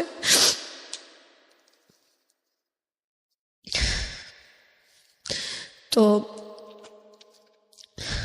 অনেক রুডলি আচরণ করেছে। আর ওনার যে ছোট ভাইটা ছিল, মানে আমার যে মেজো ভাই যেটা আর কি, ওনার আগে যেটা বিয়ে করেছে, তো ওনার ওয়াইফ ছিল আমার অনেক বছরের বড়, কারণ তাদের বিয়ে হয়েছিল 12 বছর আগে।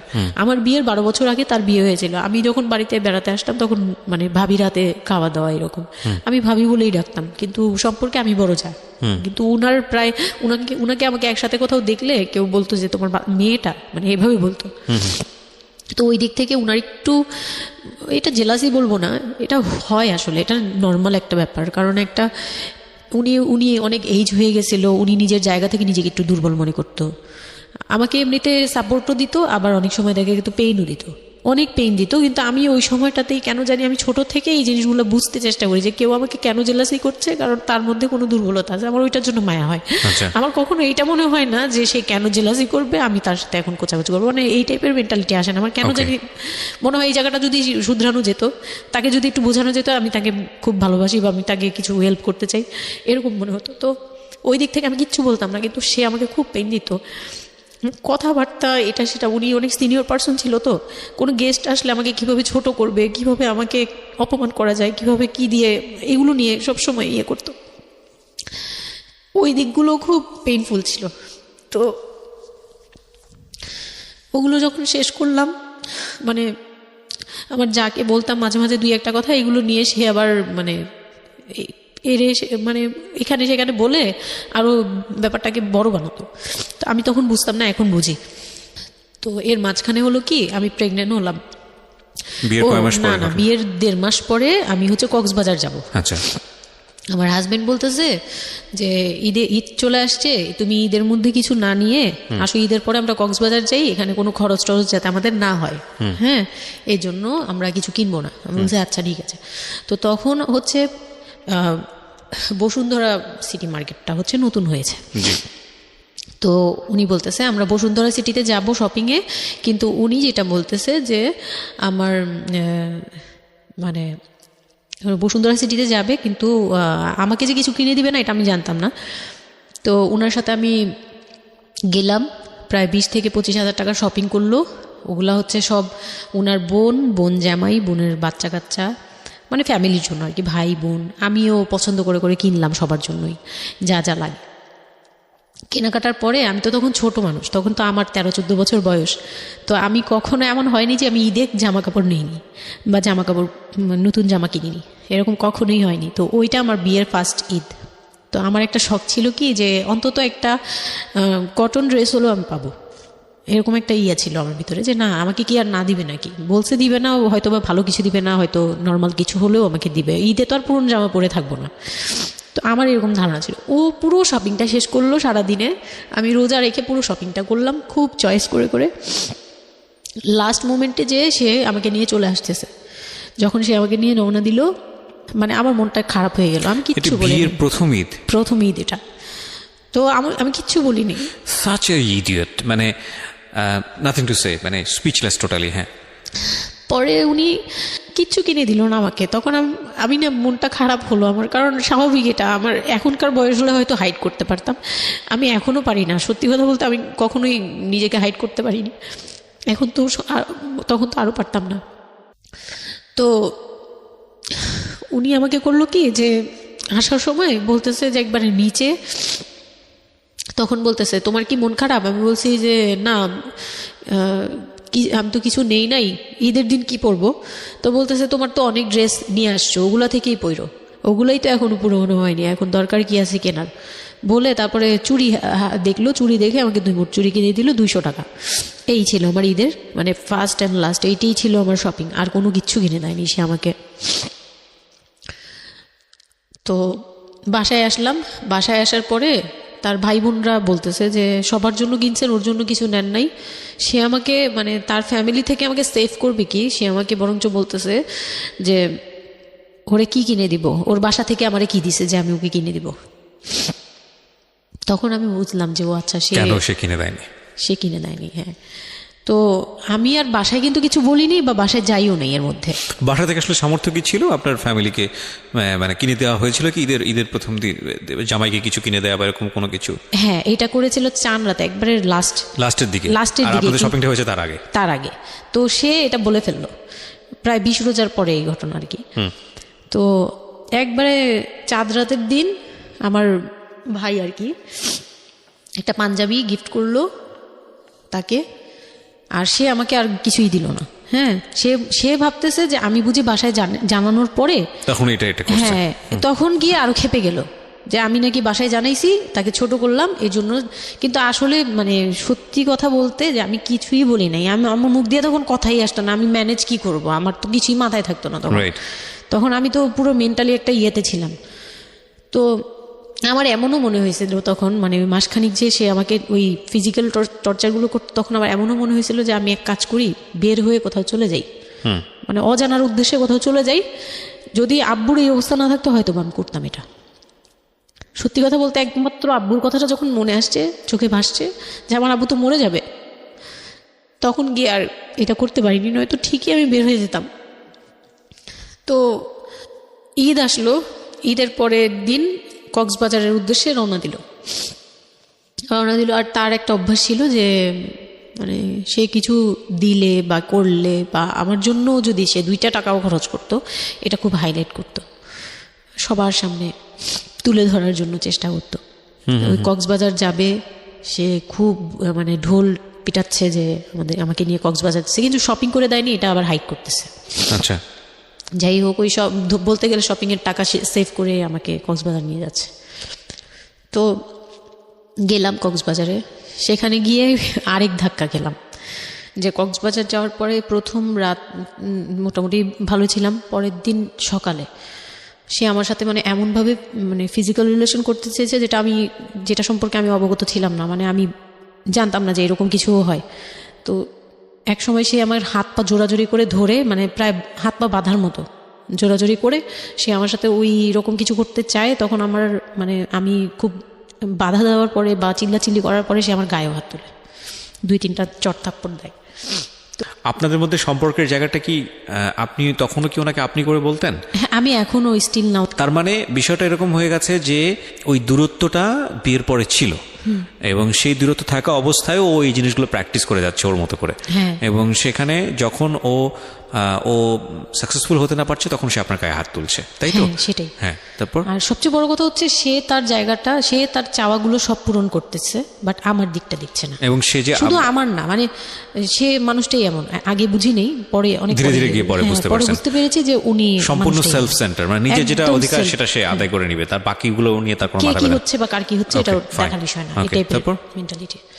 তো এইগুলো করার পরে আমার মানে খুব পেইন হলো, আমার খুব কষ্ট হলো যে আমি কবে আবার ঢাকায় যাব, একটা পেইন। ওটা কি জীবনে প্রথম কক্সবাজার যাওয়া?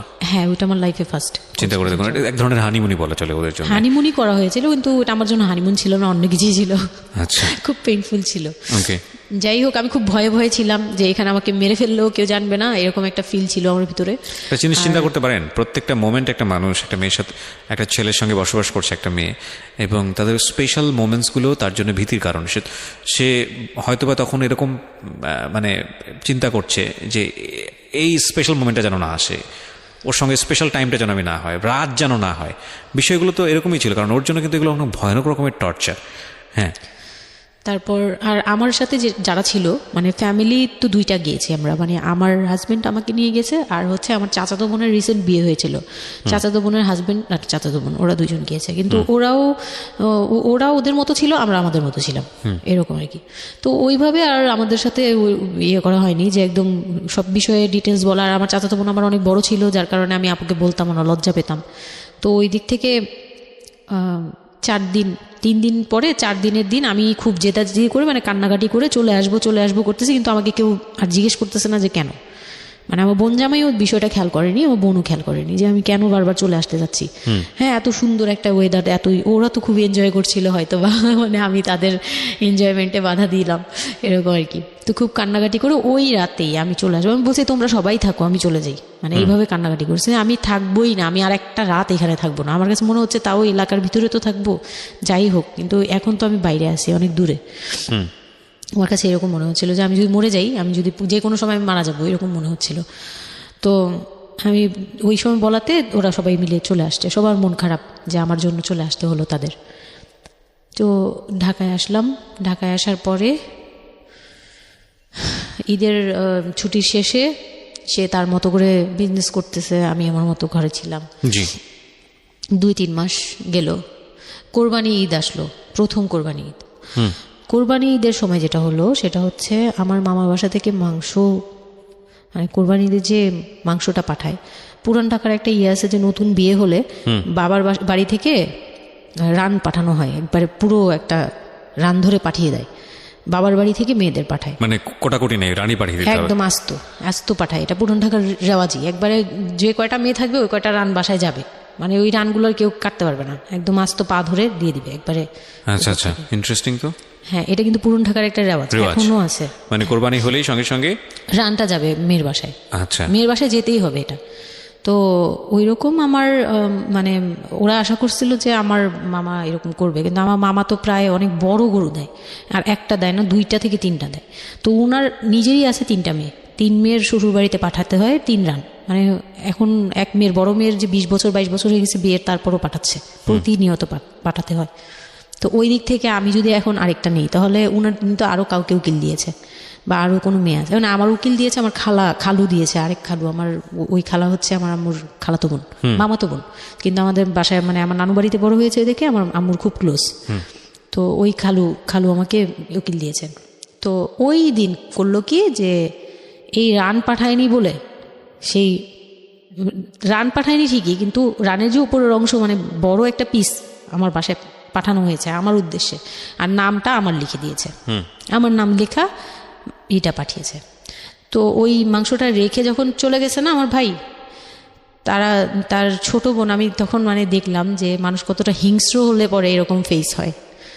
আমি তো চুপ করে বসে আছি, আমি কিছুই মাথায় নেই যে এটা নিয়ে যে কী হবে, আমি বুঝিই নেই বিষয়টা। সে মাংসটা ধরে রাস্তায় ফেলে দিছে ঈদের দিন রাস্তায় ফেলে, এই মাংসে কেন ওর নাম লেখা থাকবে? তাহলে এই যে আমরা কি, আমরাও তো ভাগ্নি, মানে আমরাও ভাগ্নি, আমাদের বাড়িতে আমার মাংস আসছে, ওর নাম দিয়ে আসছে, তাহলে রান আসলো না কেন? দোষ হয়ে গেছে, এটা খুব বড় অন্যায় হয়ে গেছে। ভয়ানক। আমি ভয়ানক বলছি কারণে যে আমাদের সমাজে কিছু কালচার আছে যেগুলো আসলে মেয়ের বাড়ি থেকে পূরণ করা হয়, ধরে নেওয়া হয়, বা ছেলের বাড়ি থেকেও। সেটা পাঠ্য বইয়ে তো থাকে না এগুলা, মানে কালচারে আছে, এগুলো শুনতে ভালো লাগে, কিন্তু প্র্যাকটিসের জায়গা থেকে যদি এটা অত্যাবশ্যকীয় নিয়ম হয়ে যায়, কখনো কখনো যেটা কতটা ভয়ানক পেইনফুল হয়। কান্ট ইউ এভার ইমাজিন যে বাবার সামর্থ্য নাই, তারপরে তাকে চিন্তা করতে হচ্ছে যে আমার মেয়ের বাড়িতে একটা রান পাঠাতে হবে, আমার কোরবানি দেওয়ার সামর্থ্য নাই, এই রান পাঠানোর জন্য আমাকে কোরবানি দিতে হচ্ছে। মানে আমাদের এই ব্যাড প্র্যাকটিসগুলা কতটা ভয়ানক হয়ে গেছে আমাদের সমাজে, এবং ইনফ্যাক্ট এগুলো নিয়ে কেউ কখনো কথা বলে না। এগুলো নিয়ে কথা বলা উচিত। একটা মানুষ, একটা সোসাইটি চেঞ্জ হবে কিভাবে, একটা একটা মানে পুরো কমিউনিটি চেঞ্জ হবে কিভাবে, একটা রাষ্ট্র চেঞ্জ হবে কিভাবে, এই ছোট ছোট ছোট ছোট, আমরা তো সব জায়গাতেই পয়জনাস, এই ছোট ছোট ছোট ছোট বিষয়গুলো যদি চেঞ্জ না হয়, আমরা যে এত এত ডিগ্রি নিচ্ছি, প্রতি বছর পিএইচডি, ভুরি ভুরি পিএইচডি বের হচ্ছে, ডক্টরেট, হ্যাঁ, আমাদের বিশ্ববিদ্যালয়ে ভরে যাচ্ছে, আমাদের ছেলেমেয়েরা গোল্ডেন এ প্লাস, আমাদের পাশের হার বাড়ছে, কিন্তু এই সব যে মানে খোরা কালচার, ল্যাংড়া টাইপের কালচার, এগুলোর যে পরিবর্তন হচ্ছে না, বা এগুলো নিয়ে যে কেউ কখনো কোনো কথা বলে না, এগুলো নিয়ে না পত্রপত্রিকায় কথা হয়, না কোনো মিডিয়াতে কথা হয়, অথচ এগুলো আমাদের জীবনটাকে পঙ্গু করে দিচ্ছে, এবং এগুলো নিয়ে কেউ কখনো কথা বলে না। আমরা যৌতুক নিয়ে কথা বলি, এবং যৌতুক একটা ঘাতক ব্যাধি, আমরা যৌতুক মোকাবেলা করতে পেরেছি, কিন্তু এই কালচারের মধ্যে যে যৌতুক ঢুকে বসে আছে, সেটা নিয়ে আমরা কেউ কখনো কথা বলি না, এবং এগুলো নিয়ে কথা বলা উচিত। কথা নইলে আমরা আসলে কিওর হব কিভাবে? আমরা যে বলি যে আমাদেরকে শুদ্ধ হতে হবে, আমরা মানুষ হিসেবে ভালো হতে হবে, বাট হাউ? আমাদের তো রন্ধ্রে রন্ধ্রে প্রবলেম। সো প্রবলেমটাকে প্রবলেম বলা উচিত, অ্যাটলিস্ট কাউকে না কাউকে তো স্পিক আউট করতে হবে, এবং স্পিক আউট করলে তাহলে এই প্রবলেমগুলো সামনে আসবে, এবং সামনে আসলে এগুলো নিয়ে কিওর নিয়েও মানুষ কথাবার্তা বলবে। আমি তো জীবনে কোনোদিন শুনিও নাই, আমি জানি না পুরান ঢাকার এই কালচার যে মেয়ের বাড়িতে রান পাঠাতে হয়, এটা এখনো আছে, এবং এটা নিয়ে মোটামুটি মারামারি বাঁধার মতো অবস্থা। হ্যাঁ, এটা নিয়ে এটা কোনোভাবেই মিস করা যাবে না, এরকম অবস্থা। তো আমার বাসায় কিন্তু রান আসছে, আমার বাসায় পরে রান আসছে। ওকে, ওইটা ছিল ঈদের দিন। হ্যাঁ, ঈদের দিন তারা আমাকে খুব ব্যাডলি কথা শুনেছে। আমাকে সামনে বসিয়ে রেখে, 4-5 ভাই বোন একসাথে বসে যেরকম মিটিং, মনে হয় আমি অনেক বড় একটা পাপ করে ফেলছি তার ভাইয়ের কাছে বিয়ে হয়ে। আমার পাপ হয়েছে যে আমি নাকি তার ভাইকে কিভাবে ভুলিয়ে ভালিয়ে, আমি তখন ভুলাবো কি, আমার তো ভালানোর প্রশ্নই আসে না। আমি তখন মনে মনে হাসিও পাচ্ছে, আমি অবাক হচ্ছি যে এগুলো কি বলতেছে, আমি নাকি তাদের ভাইকে হাত করেছি, এই টাইপের কি কথা বলতে, আমি এখন বলতে পারবো না বুঝিয়ে। তো এইগুলো বলছে, তো আমার কাছে খুব মনে হচ্ছে যে আমি কান্না করতেছি, খুব কান্না করছিলাম। তো কান্না করার পরে আমার যে হাজবেন্ড ছিল, সে কেমন একটা লোক যে সে এটাও বললো না যে মাংসটা তুলে নিয়ে আসি। এটা তো একটা বলতে গেলে কোরবানি দেওয়া হয়। আপনার শ্বশুর বেঁচে ছিল না? না, আমার শ্বশুর শাশুড়ি দুজনই মারা গিয়েছে। তার মানে ওই পরিবারের মূল হর্তাকর্তা হচ্ছে আপনার হাজবেন্ডই? হ্যাঁ। আচ্ছা। তো তখন সে ওই মাংসটা নিয়ে আসলো না, ভাই বোন ফেলে দিছে, সেও তাদের সাথে তাল মিলাচ্ছে, কিন্তু আবার আমাকে সরাসরি কিছু বলছে না। কুকুর কামড় দরকার, কারণ পুরান ঢাকায় তো কুকুরের অভাব নাই রাস্তাঘাটে, আমি যেটা দেখি। না, ওইগুলির ভিতরে নাই, ছিল না, ওইগুলিতে ছিল না, থাকলে হয়তো। এগুলো করলে তো আপনাদের যে কালচারটা, সেটা হচ্ছে পুরান ঢাকায় একটা জিনিস খুব ভালো লাগে, একটা ফ্যামিলির খবর আরেকটা ফ্যামিলি জানে, যে এই ফ্যামিলি পরিবারে কি হচ্ছে, এই পরিবারে কি হচ্ছে। আশপাশে তো খুব ওরা তো খুব লাগানো বাড়ি ঘর, তো সবাই শুনে, এক দেয়াল দুই বাড়ি। তার মানে এগুলো নিয়ে কত কানাঘুষা তো হচ্ছিল নিশ্চয়ই। পুরো এলাকা, আমি যে কি পরিমাণ লজ্জা, অনুতাপ, আমাকে এমন বানিয়ে ফেলছে যে আমি ওই বাড়িতে শুধু ক্লাস 9-এ পড়ুয়া একটা মেয়ে, যেখানে তার রঙিন স্বপ্ন নিয়ে ডানা মেলে বাঁচার কথা, এবং ঢাকাতে বড় হয় একটা মেয়ে, ক্যান্ট ইউ এভার ইমাজিন? সেই মেয়েটার ঈদের সময় আমরা সাধারণত দেখি যে সকালে একটা ড্রেস পরবে, দুপুরে একটা পরবে, রাতে একটা পরবে, বান্ধবীদের সঙ্গে ঘুরে বেড়াবে, এবং পাংখা যেটাকে বলে ওইরকম একটা এইজ। সেই সময়টাতে তার মাংস নিয়ে টানাটানি শুরু হয়েছে, এবং তার বাড়িতে মাংস আসলো কিনা সেটা নিয়ে টানাটানি শুরু হয়েছে, এবং সে মহল্লায় বেরোতে পারছে না নিজের মুখ, এবং এভরি নাইট তার উপর ফিজিক্যাল টর্চার। এবং ক্যান ইউ এভার ইমাজিন যে আমাদের সমাজে মেয়েরা, নারীরা কতটা সহ্য করে? কেউ সুবিধাভোগী অফকোর্স, কিন্তু ম্যাক্সিমাম ফেসটাই হয়তো বা এরকম। এবং এই জন্য নারী নির্যাতন বলে যে শব্দটা না, আসলে এটার যে ব্যাপ্তি, এটার যে কতটা ভায়োলেটিভ হতে পারে, এটার ভেতরে না ঢুকলে আসলে বোঝা যায় না। তারপর কি হলো? তারপর ওই দিন গেল, ওই মাংসটা আমার ওই যে মেঝো দেবর, যে উনি আবার একটু অন্যরকম ছিল, উনি পড়ালেখা করেনি, উনি খুব রাফলি কথা বলতো, উনি জুতার ব্যবসা করতো। তো এমনিতে মেন্টালিটির দিক থেকে বলতে গেলে অনেকে থাকে না যে পড়ালেখা না করেও শিক্ষিত, অনেকে এরকম থাকে, কিন্তু সে পুরোপুরি শুদ্ধ ভাষায় কথা বলতে পারে না যে একটা লোক, খুব ঢাকাইয়া ভাষায় পুরোপুরি গালাগালি, বলতে গেলে প্রত্যেকটা কথার আগে পিছনে একটা করে গালি থাকে এরকম। কিন্তু তারপরেও না, তার মেন্টালিটি আমার ভালো লাগতো। ইভেন নাও আমি এখনো চিন্তা করি যে আমার ওই ভাইয়া অনেক ভালো, হ্যাঁ, ওই দিক থেকে। তো উনি এসে এরকম দেখে বাসায় মাংসটা নিয়ে এসে রেখে তারপর খুব গালাগালি করে, খুব বাজেভাবে ভাই বোনদের বলল যে তোরা আসলে মানুষই না, তোরা মানুষ হইলে এই ধরনের এই সিচুয়েশনটা ক্রিয়েট করতি না। উনি ওনার মতো করে বলছে, গালাগালি করে, যে এইরকম মানুষ করে, তোরা কি ছোট লোক, জীবনে কি কখনো এগুলি দেখোস নাই, বা এগুলো কি কখনো খাস নাই, বা এখনো কি পাস না? এরকম করার কি আছে, ওর বাসা থেকে আসলে খাবি, এরকম মানে এইভাবে খুব বাজে বাজে 2-4টা কথা বলছে। তারপর তারা গিয়ে ঠান্ডা হয়েছে। আর আমার বলতেছে তুমি এখানে বসে বসে ওদের দৃশ্য দেখতেছো কেন, তুমি উপরে যাও। তখন তার বউর আবার একটু জেলাস হলো যে আমার প্রতি তার কেন এত টান। মানে ওই দিক থেকে আবার মানে ওইটা ওইভাবে দেখলো না যে ভাই হিসেবে বোনকে সেভ করলো, এরকম না। আমি কিন্তু এইভাবে নিয়েছি যে মনে হচ্ছিল যে আমার বড় ভাই, এটা ওদের ভাই না, আমারই বড় ভাই, আমাকে সেভ করলো। আমার কাছে এত ভালো লাগছে, আমি কিছু হলেই বলতাম ভাইয়ারে, যে বলতাম ভাইয়া দেখেন না আমার সাথে এটা বলতেছে, সাথে সাথে নেমে এই কে ওরে গালাগালি করছে, উনি তো গালাগালি শুরু করে দিত। আর উনারে সবাই ভয় পেত। মানে আমার হাজবেন্ড ভাই বোনের সাথে তাল মিলাতো, আর উনিই ছিল একটু ডিফারেন্ট। তো কিছু হলেই উনি বাসায় আসার অপেক্ষায় থাকতো না, উনি আসলে উনারে বলবো। একদম সিঁড়ি দিয়ে ওঠার সময় নামার সময় ভাইয়া আজকে আমার না এটা বলছে, এই সাথে সাথে ভালো বলি। মানে উনি মোটামুটি আমাকে সেফ রাখতো। আর ছোট যে দেবরটা ছিল ও হচ্ছে একদম কোনো কথাই বলে না, চুপচাপ, ইয়েস নো কিছুই বলে না, চুপচাপ। সে আবার ছিল স্কুল টিচার, মানে ওই পুরো ফ্যামিলিতে ওই এডুকেটেড ছিল, মাস্টার্স কমপ্লিট করা আর কি। ও একটা খুব ভালো সাইড বেছে নিয়েছে যে কথা বলে এখানে লাভ হবে না। না, হ্যাঁ, সে একদম চুপ, একদম চুপ, নিরপেক্ষ। কারণ তাদের সাথে বলতে গেলে ভাই বোনের সাথে দ্বন্দ্ব হবে, আমার সাপোর্টে যেতে গেলে একটা বাজে কিছু ক্রিয়েট হবে, আবার আমাকে বকা দিতে গেলে এটা অন্যায় হবে। সে ওটা বুঝতো। মানে আমি যা সবকিছু মিলে যেটা দেখলাম যে এটার জন্যই সে চুপচাপ থাকতো। তো মানে উকিল মা যে ছিলেন আমার খালা, উনি কোরবানি দিয়ে পরের দিন রান পাঠাইছে। পরে এই রান পাঠানোর পরে আমার ওই যে মেজ দেবর যে ছিলেন তিনি তো আরেকটা দিল, মানে আরেক ধোলাই দিল সবাইকে, ছোট লোক। এখন বল যে ও বাসায় ফোন করে বলছে বা বাসায় গেছে, ও তো কালকে থেকে বাসায় যায়নি, ওর হাত তো ফোনও নাই, ফোন নিলে তোদের কাছ থেকেই তো নিতে হবে। তখন আমার হাতে ফোন নেই, তো ও তো বাসায়ও যায়নি। এখন বল যে এটা ও বলছে তারপর ও পাঠাইছে, তোরা এত ছোট লোক কেন? মানে ভাই বোনরাই বলতেছে। তো ওরা তো আর কিছু, হ্যাঁ এটা পাঠানো তো এটা উচিতই, এটা ওদের উচিত, এই সেই, এটা তেমন কিছু না। মানে সে তারা তারপরও ছোট হচ্ছে না, তারা মনে করতেছে এটাই করা উচিত ছিল, এটা না করলে আরেকটা কথা শুনাইতাম, এরকম বলতেছে উল্টা। তো এইগুলো করার পরে আমিও আর এগুলা মাথা থেকে ফেলে দিলাম, ভাইয়াও বলে টলে চলে গেল। আর আমার হাজবেন্ড যে ছিল সেও খুব খুশি, সে মানে আমার বাসা থেকে পাঠাইছে এই সেই।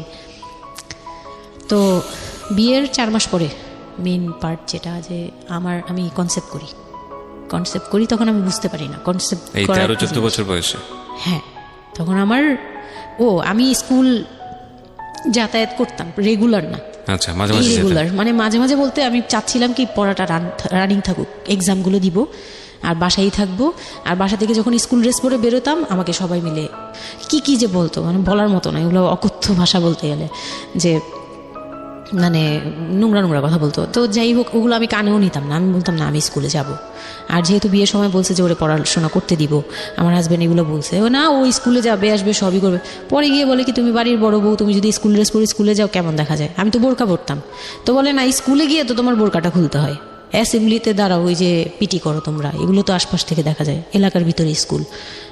আমার অসম্মান, এটা তার অসম্মান। উনি পড়াশোনা করেছেন আপনার হাজবেন্ড? না, উনি ক্লাস 5 পর্যন্ত পড়ে আর পড়াশোনা করেন। রাইট, ওনার জন্য অসম্মানই হবে এটা। আমি ক্লাস 5 পড়ুয়া যারা আছেন বাংলাদেশ, তাদের সবার প্রতি রেসপেক্ট রেখে বলছি, ক্লাস 5 না, এনার ডিগ্রি পাস করা এরকম অনার্স মাস্টার্স পড়ুয়া এরকম অনেক ছেলে মেয়ে আছেন যারা এই ধরনের মানে আজগুবি ল্যাংরা টাইপ যুক্তি দিয়ে জীবনটাকে চালান। তাদের জন্য এটা আসলে অযুক্তি কি হবে, কিছু করার নাই। হ্যাঁ, তো আমি তখন চিন্তা করছি যে আমি স্কুলে যাব, তো মাঝে মাঝে করতাম কি একটু করেই মানে ম্যানেজ করে যাওয়ার চেষ্টা করতাম। বিষয়টা যদি এরকম হতে ধরেন, আমি জানি না, প্রথমত যেটা ঠিকই হয়নি, মানে কোনো কিছুই ঠিক হয়নি, শুনছি আর মেজাজ খারাপ হচ্ছে আসলে, মানে কোনো কিছুই ঠিক হয়নি। তারপরেও যদি খারাপের মধ্যে ভালোটা চিন্তা করি, যে ঠিক আছে এত কিছু, একটা মানুষের এত খারাপ, একটা দিক তো ভালো থাকতে পারে না, ওর ওয়াইফকে সে সাথে করে নিয়ে, ঠিক আছে তোমার স্কুলে চলো আমি তোমাকে পৌঁছে দিয়ে আসি, স্কুলে পৌঁছে দিয়ে আসলো, স্কুল থেকে নিয়ে আসলো। কিছু জিনিস হয়তো ওনার আত্মসম্মানে লাগবে, যেহেতু উনি বেশি দূর পর্যন্ত লেখাপড়া করেনি, উনি অনেক কালচারের সাথে অভ্যস্ত না, এতটুকু হলেও তো ও নিজের মনটাকে বুঝতে দিতে পারতো যে না, আমার হাজবেন্ড আমাকে কেয়ার করে। মানে স্টুপিডিটির আর কি, মানে লিমিটলেস স্টুপিডিটি যাকে বলে। হ্যাঁ, তুমি অ্যাসেম্বলিতে দাঁড়াবে, সেখানে তোমার লেখাপড়া বন্ধ, বদমাইশ। তারপর স্কুল বন্ধ করে দিল। না, তখন আমি কনসেপ্ট করি, আমি বুঝতে পারিনি, আমার তখন টেস্ট পরীক্ষা চলছে স্কুলে। তো পরীক্ষা দিতে দিতে আমার মানে শারীরিক পরিবর্তন খেয়াল করলাম, যে আমার বমি লাগতেছে খুব, মানে বইয়ের দিকে তাকাতে পাচ্ছি না, খাতার দিকে তাকাতে মানে মাথা কেমন করতেছে। তখন ক্লাস 9-এ। তখন আপনি জানেন না আপনি কনসিভ করেছেন? না, তখনও মানে এটা সিমটম ফার্স্ট। তো এইরকম হওয়ার পরে রাতে 11:30-12টার দিকে আমি না খুব গড়াগড়ি করে কান্না করতেছি জোরে জোরে। মানে খুব গড়াগড়ি করে জোরে জোরে কান্না করতেছে। আমি আমার মাথায় নেই যে কে কে শুনতেছে কে না শুনতেছে এরকম। তো এটা দেখে তার বোন, যেটা বিয়ে হয়ে গেছে, সে আবার ছিল বাসায়, তো সে দেখে বলতেছে, সে আবার মানে খারাপ লাগছে তার কাছে, বলে চলো এক্ষুনি তোমার নিয়ে হসপিটালে যাব। হ্যাঁ, ওর কি হইলো হঠাৎ করে, কি খাইছিলা তুমি, কি উল্টাপাল্টা কিছু খাইছো কি না, এই সেই। বলছি না, আমার কেন জানি অনেক পেট ব্যথা করতে, আমি পারতেছি না সহ্য করতে, পেট জ্বলতেছে আমার খুব। তো নিয়ে গেল ডাক্তারের কাছে। তখন ডাক্তার আমার নার্ভস দেখে বললো যে she is pregnant. But 100% confirm করতে পারবেন না এমনিতে, তবে উনি আর কি উনার মতো করে বলছে। আর তখন টেস্ট দিল একটা, যে রাতে নিয়ে যান, ইউরিন টেস্ট টাইপের একটা কিছু বাসায় করা যাবে, ওই টাইপের একটা টেস্ট দিল। তো ওইটাই করলাম। বাসায় এসে করার পরে পজিটিভ আসছে, যেভাবে বলছে ওইভাবে করছি, করার পরে পজিটিভ আসছে। পজিটিভ আসার পরে মানে আমার কাছে যেটা মনে হচ্ছিল যে আমি মানে এতটা খুশি হয়েছি। আমি কিন্তু বিয়ে নিয়েও খুশি না, আমার মনে হচ্ছে এটাই আমার অ্যাচিভমেন্ট লাইফের। আচ্ছা, এতটা খুশি হয়েছে আমি বলতে পারবো না কেন। এটা আসলে ন্যাচারালি আল্লাহ হয়তো প্রত্যেকটা মেয়ের মধ্যে এই বিষয়টা দিয়ে দেন, যে নইলে আসলে মা কেন, মানে মা তো মাই, এটা আসলে আল্লাহ গিফটেড অফকোর্স। দেখেন, এরকম একটা ডিফিকাল্ট সিচুয়েশনের মধ্যে, যেখানে 13 বছর বয়সে ওর আসলে এই জিনিসটা ফিল করার কথা না, সেখানে ও ফিল করতেছে, এটা কিন্তু লজিকলেস ফিল, এবং এই ফিলটা সম্পূর্ণই ন্যাচারাল। ওকে, আমার কাছে তখন মনে হচ্ছিল কি যে আমার পেটে একটা জীবন্ত কিছু আছে, এক্স্যাক্টলি, মানে এইরকম ফিল হচ্ছে। আর আমি এটাকে মানে একটা কিউরিয়াসিটিও, যে দেখি তো কি হয়, কতদিন পরে কি হবে, মানে এটা আস্তে আস্তে বড় হবে, এটা কি করবে পেটে, এটা কিভাবে আসবে, মানে দুনিয়াতে কিভাবে আসবে, এটা এইগুলোও জানি না আমি, যে মানে এটা বড় হলে পরে এটা যে কিভাবে দুনিয়াতে আসবে। You feel like it's a game, কোন একটা খেলা, মজার একটা খেলা, যে আমি একটা কিছু পাইছি, এটা নিয়ে থাকা যাবে এখন, এরকম মনে হচ্ছিল তখন। খুব মানে খুব কেন জানি খুব আনন্দ, মানে মা হওয়ার ফিল না, কিন্তু এটা মা হওয়ার ফিল না, কিন্তু কিউরিওসিটি জায়গা থেকে কিছু একটা আছে আমার সাথে, আমি এটা নিয়েই থাকবো এখন, মানে আমি একটা কিছু পাইছি এখন, আর আমি একা না, এরকম মনে হচ্ছে। তা আমি না দৌড়ে দৌড়ে বের হয়ে বললাম কি, ওই যে বোনটা আমাকে রাতে নিয়ে গেছিলো ডাক্তারের কাছে, সে তো ছিল রাতে। তো আমি বের হয়ে বলতেছি কি, আপা আমার না এইরকম 2টা আসছে, মানে এই পজিটিভ স্টেপগুলো আসে যেগুলো বলছি। পরে সে না সাথে সাথে বলে কি, এখন তো আমাদের কদর কমে যাবে আরো। প্রথম ডায়লগ ছিল এটা, মানে মনটা খারাপ করে সে বড় নিঃশ্বাস ফেলে বললো, হ্যাঁ এখন তো আমাদের কদর কমে যাবে, আর তো এখন তো আর কম কম আশা লাগবে। তার সাথে ছোট বোনটা বলতেছে, তুমি না সময় কমে বুঝে কথা বলো না, এইগুলো তো বুঝতে হবে, মানে তাদের মতো করে তারা বলতেছে, যে পুরন ঢাকার মানুষ যেভাবে বলে ওইভাবে বলতেছে, যে এইগুলো তো বুঝতে হবে যে এগুলো প্ল্যান করা, মানে আমি ইচ্ছা করে কনসেপ্ট করছি এরকম কিছু বুঝাইছে, কিন্তু আমি তখনও না এই জিনিসটা মানে ঘোলা আমি বুঝি নাই যে ওরা কি বলতেছে দুইজনে। তা আমি বলি যা মজা তাই বলুক, আমি আমার মতো থাকি। তা আমি দৌড় দিয়ে গিয়ে আমার হাজবেন্ডকে না বললাম, এই উঠেন না। আমি তখনও পর্যন্ত কিন্তু তাকে খুশি হয়ে গেছে বলিনি, ফার্স্ট তাকে খুশি মনে কিছু বলতেছি। বিয়ের 4 মাসে আমি তাকে কখনো ডাকও দিইনি, তাকে কিছু বলিও নাই, বা আমি ওনাকে কোনো রিকোয়েস্টও করি নাই, কোনো আহ্লাদও করিনি। ফার্স্ট মানে মনে হলো যে আহ্লাদ করে বলি, যে জানেন আমি এরকম আসছে আমার। তো আমি কাকে বলবো, ওদের করে খুশি করতে পারিনি, যাই রে দেখি খুশি করতে পারি কিনা। যে তাকে ধাক্কা দিছি, সে ঘুম থেকে বিরক্ত হয়ে উঠলো, এই ধাক্কা কি করো কেন, কি হয়েছে? আমি তো মনটা ভেঙে, আমি কি যে আমি তো এরকম আমার পজিটিভ আসছে, দেখালাম যে এই যে এটা হলে না পজিটিভ হয়, রাতে পেট ব্যথা বলছিলাম না, তো ওইটার ইয়েতে এটা আসছে। তারপরে না চুপ হয়ে তাকায় আছে, বলে কি এইগুলা কি মানে বুঝলাম না। বলে কি এইটা তো ঠিক না। কি ঠিক না? তারপর বলতেছে যে এখন তো এগুলোর দরকার নেই আমাদের, এখন তো এগুলোর কোনো দরকার নেই।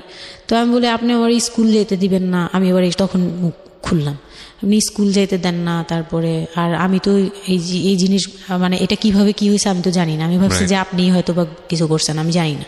আমি তাকে এইভাবেই বললাম খুলে, যে আমি তো আসলে জানি না, যে আমি ভাবছি আপনি চাচ্ছিলেন এই জন্য হয়তো বা এরকম কিছু হয়েছে। আর মানে প্রোটেকশন নেওয়াটা বা সব কিছু তার উপর ডিপেন্ড করে। তারপর হচ্ছে এটা বলার পরে না মানে আমি আর কিছু বলার মতো ইয়েতে ছিলাম না, আমি চুপচাপ, যে ওরা কি করবে না করবে আমি কিছু জানি না। তো আমার হাজবেন্ড যেটা করলো, যে সে চাচ্ছিল না যে আমি মানে সে চাচ্ছিল না বেবিটা, কোন কথা হচ্ছে সে চাচ্ছে বেবিটা চাচ্ছে না, মানে কিন্তু কিছু বলতেও পারছে না।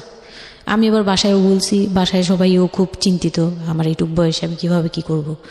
আর এদিক দিয়ে আমি এবার কিছুই বলছি না, আমি আমার মতো করে চলছি, নর্মাল লাইফ কাটাচ্ছি। আমার কোনো শারীরিক পরিবর্তন তেমন আসে নাই, সত্যি কথা বলতে শুধু একটু মানে কিছু কিছু খাবার আছে একটু বাজে লাগতো, এই ছাড়া আমার সবই নর্মাল। আমি নর্মাল ওয়েতেই আমি ওই ওষুধ খাচ্ছি রেগুলার, আর হাঁটা চলা করতেছি, লাফালাফি সিঁড়ি বাওয়া কোনো কিছুতেই আমার ইয়ে নেই, যেটা আসে আসে। ডাক্তার থেকেও কোনো ধরনের কোনো কন্ডিশন দেয়নি? না, ডাক্তার দিয়েছে, ডাক্তার ওই যে 2-1টা ওষুধ দিয়েছে। প্রথম কথা হচ্ছে ডাক্তার থেকে যে বাক্যটা আসলে ছিল যে এই 13 বছরের মেয়ের সাথে এটা কিভাবে হলো? ও ডাক্তার, হ্যাঁ, তখন যখন ফার্স্টে ওই দেখলো, তো উনি বললো যে এটা তো আসলে নষ্ট করাটা ওর জন্য রিস্ক। এক্স্যাক্টলি, মানে সব দিক থেকে তো রিস্ক। ডাক্তার যেটা বললো যে জাফর ইকবাল আমার বাসার পাশেই ছিল উনি, তো উনি আমাকে যেটা বললো যে এই মেয়ের মানে রাখাটাও যেমন রিস্ক, ফেলে দেওয়াটা, আর যেহেতু মানে আল্লাহকে তো সবাই বিশ্বাস করি, তো বলতেছে যে যেহেতু আল্লাহ চাচ্ছে, যেহেতু এসেই পড়ছে, এটাকে নিয়ে আমরা মাতাবুরি না করি, যেহেতু রাখাও রিস্ক, ফেলে দেওয়াও রিস্ক, তো রাখুক না। এটা এইভাবে আল্লাহকে নিয়ে বলা যাবে না, এমন বলছে, ভুল বলেছে না, উনি বলছেন থাক ঠিক আছে, যদি ভাগ্যে থেকে থাকে তাহলে হবে, আর এই বয়সে হয়, কিন্তু এত অল্প বয়সে নেওয়াটা ঠিক না, উনিও এটা বলছে। তো ওইভাবে ইয়ে করার পরে তো আমি তো রাখছি ঠিকই, কিন্তু আমি তো মানে ওই সময়টা তো ভালোই গেছে, বাচ্চাটা হওয়ার পরে তো আমি বুঝতে পারছি যে আসলে এই জিনিসটা যে আমার পুরো কত বড় একটা ইয়ে ছিল। এখন দেখো আপনার হাজবেন্ড হ্যাপি না, সে চিন্তিত বিষয়টা নিয়ে, তারপর কি হলো? তারপরে থেকে তার মধ্যে আমার মধ্যে একটা বিরাট গ্যাপ তৈরি হলো, সে আমার সাথে মানে টোটালি মিশে না। ওকে। ওই সময় থেকে যখন শুনলো রাতে 3টা-4টা বাজেও আসে বাসায়, তার মধ্যে একদম পুরো চেঞ্জিং চলে আসলো হঠাৎ করেই। ওকে। কি কারণে জানি না, মানে আমি নিজেও জানি না আমার কি ভুল ছিল বা কি, আমি নিজেও বুঝছিলাম না তখন। ওই সময় একদিন আসলো রাতে 3:30 না 3টার দিকে, হ্যাঁ 3টার পরে আর কি আসছে।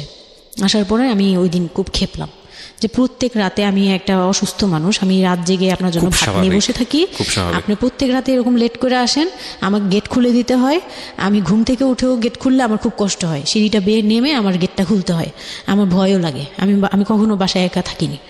ওই প্রথম মানে আমাকে সে চুলে ধরে সে টেনে ও সিঁড়ি দিয়ে নামাইছে, মানে নামায় সে আমাকে বের করে দিবে এখনই, হ্যাঁ এত বড় ইয়ে হয়ে গেছে, সাহস হয়ে গেছে, এক্ষুনি বাসা থেকে বের হও।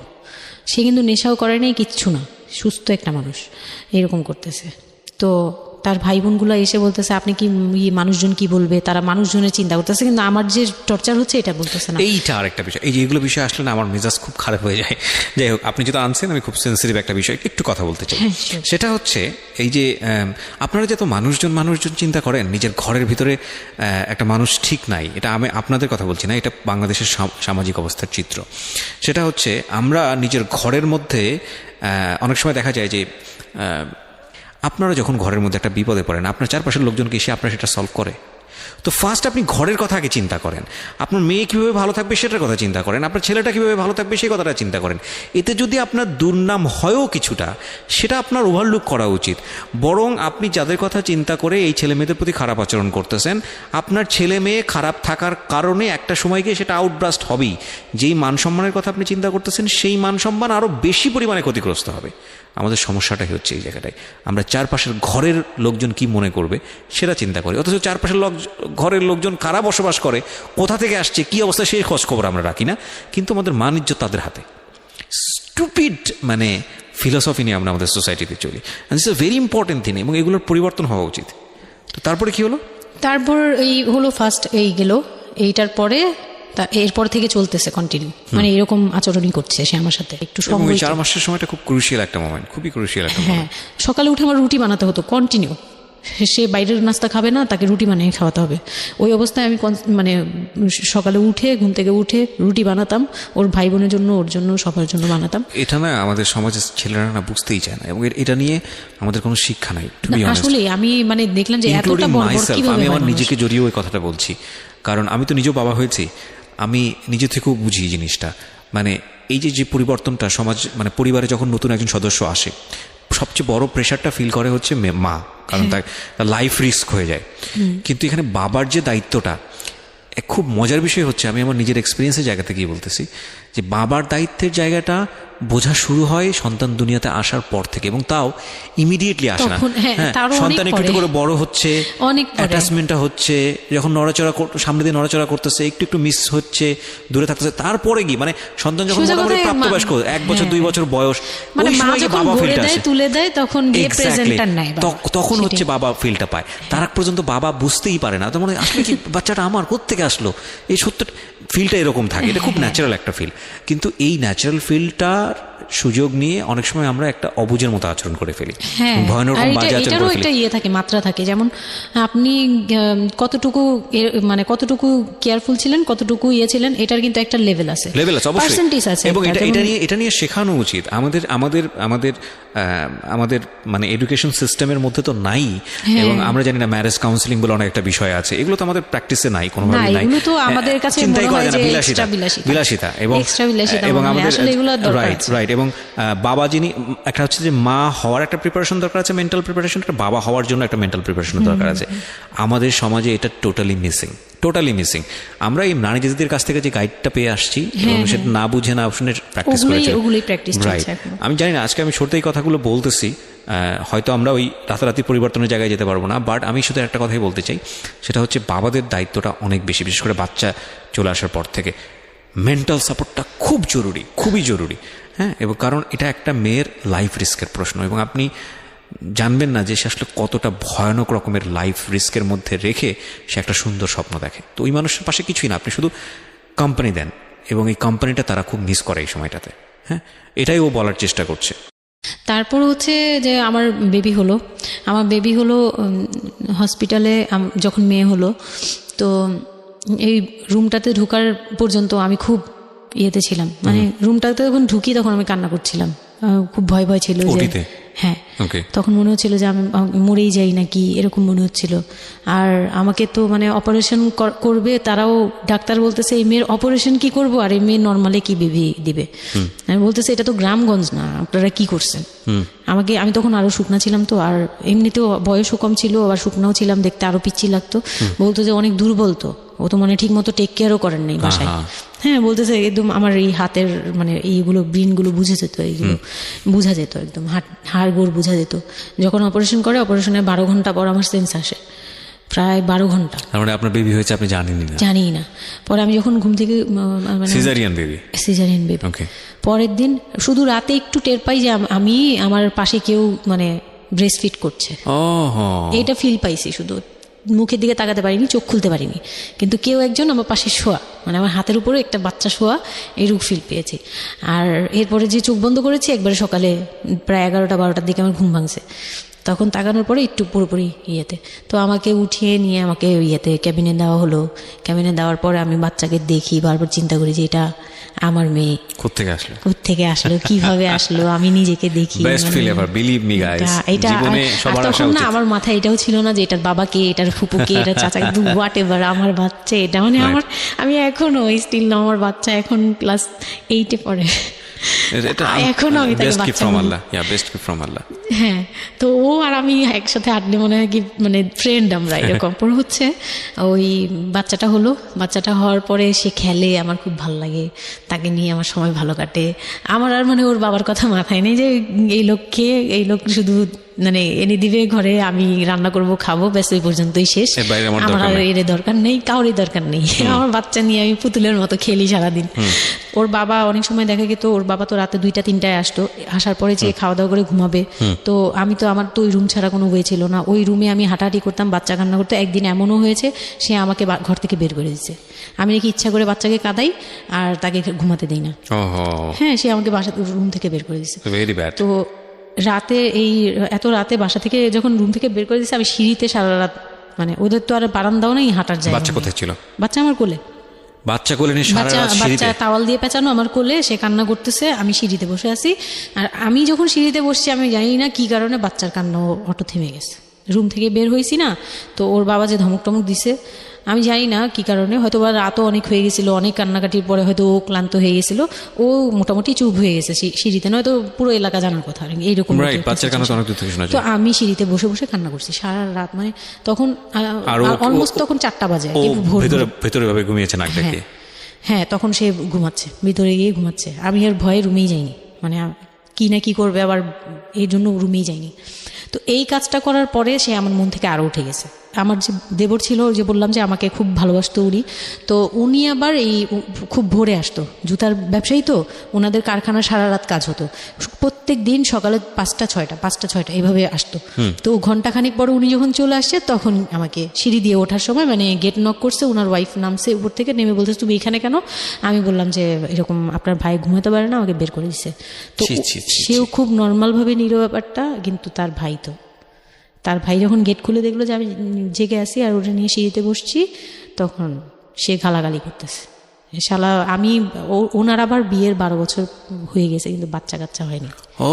উনি আবার এই দিক থেকে খুব ছিল যে তার খুব ইচ্ছা ছিল একটা বাচ্চার বাবা হবে। ওকে, এই তো আমার কোল থেকে বাচ্চাকে নিয়ে বলতেছে তোমরা আসলে কেউ যোগ্য না, তুমি মা হওয়ার যোগ্য না, ও তো বাপ হওয়ার যোগ্য ছিলই না কোনোদিন, কিন্তু তারপরে তোমাদের ঘরে দিছে। মানে সে গালাগালি করতেছে, না আমি এতদিন ধরে ট্রাই করতেছি আমি পাচ্ছি না, আর ওরে দিয়ে দিছে, ওর মতো একটা অপদার্থরে দিয়ে দিছে, মানে এরকম করে বলতেছে। তারপরে হচ্ছে এই উপরে গেলাম, উপরে যাওয়ার পরে আমি ওই রুমে গেলাম, ওনারা বলতেছে আচ্ছা তুমি যাও, আমরা ওকে রাখি। ও ঘন্টাখানিক রাখলো, পরে ঘুমানোর পরে আমাকে আবার ডেকে দিয়ে দিচ্ছে বাচ্চাকে, যে ও ঘুমালে আমি দিয়ে আসবো, তুমি রুমে ওরে নিয়ে যেও না, ও আবার কান্নাকাটি করলে বড় ভাই রাগারাগি করতে পারে। তো ওইভাবে আমি আবার রুমে গিয়ে ঘুমালাম, পরে ওনারা দিয়ে গেছে। এই গেল একটা রাত। তারপর আমার বাচ্চাটা যখন 3-4 বছর হয়, মানে এইভাবে বাচ্চা কোলে আদর করতো? বাচ্চা নিত, কোলে নিত না, বাচ্চা কোলে নিতে পারতো না। ও ছোট থেকে এত বুঝতো, মানে তার বাবা কি কি পছন্দ করতো কি কি পছন্দ করতো না ওগুলা করতো না, মানে খুব কেয়ারফুললি, আর এত শান্ত যে তাকে যে এখানে বসে থাকতে বললে সে 2 ঘন্টাও ওইখানেই খেলতে থাকবে, কিন্তু ওখান থেকে নড়বে চড়বে না।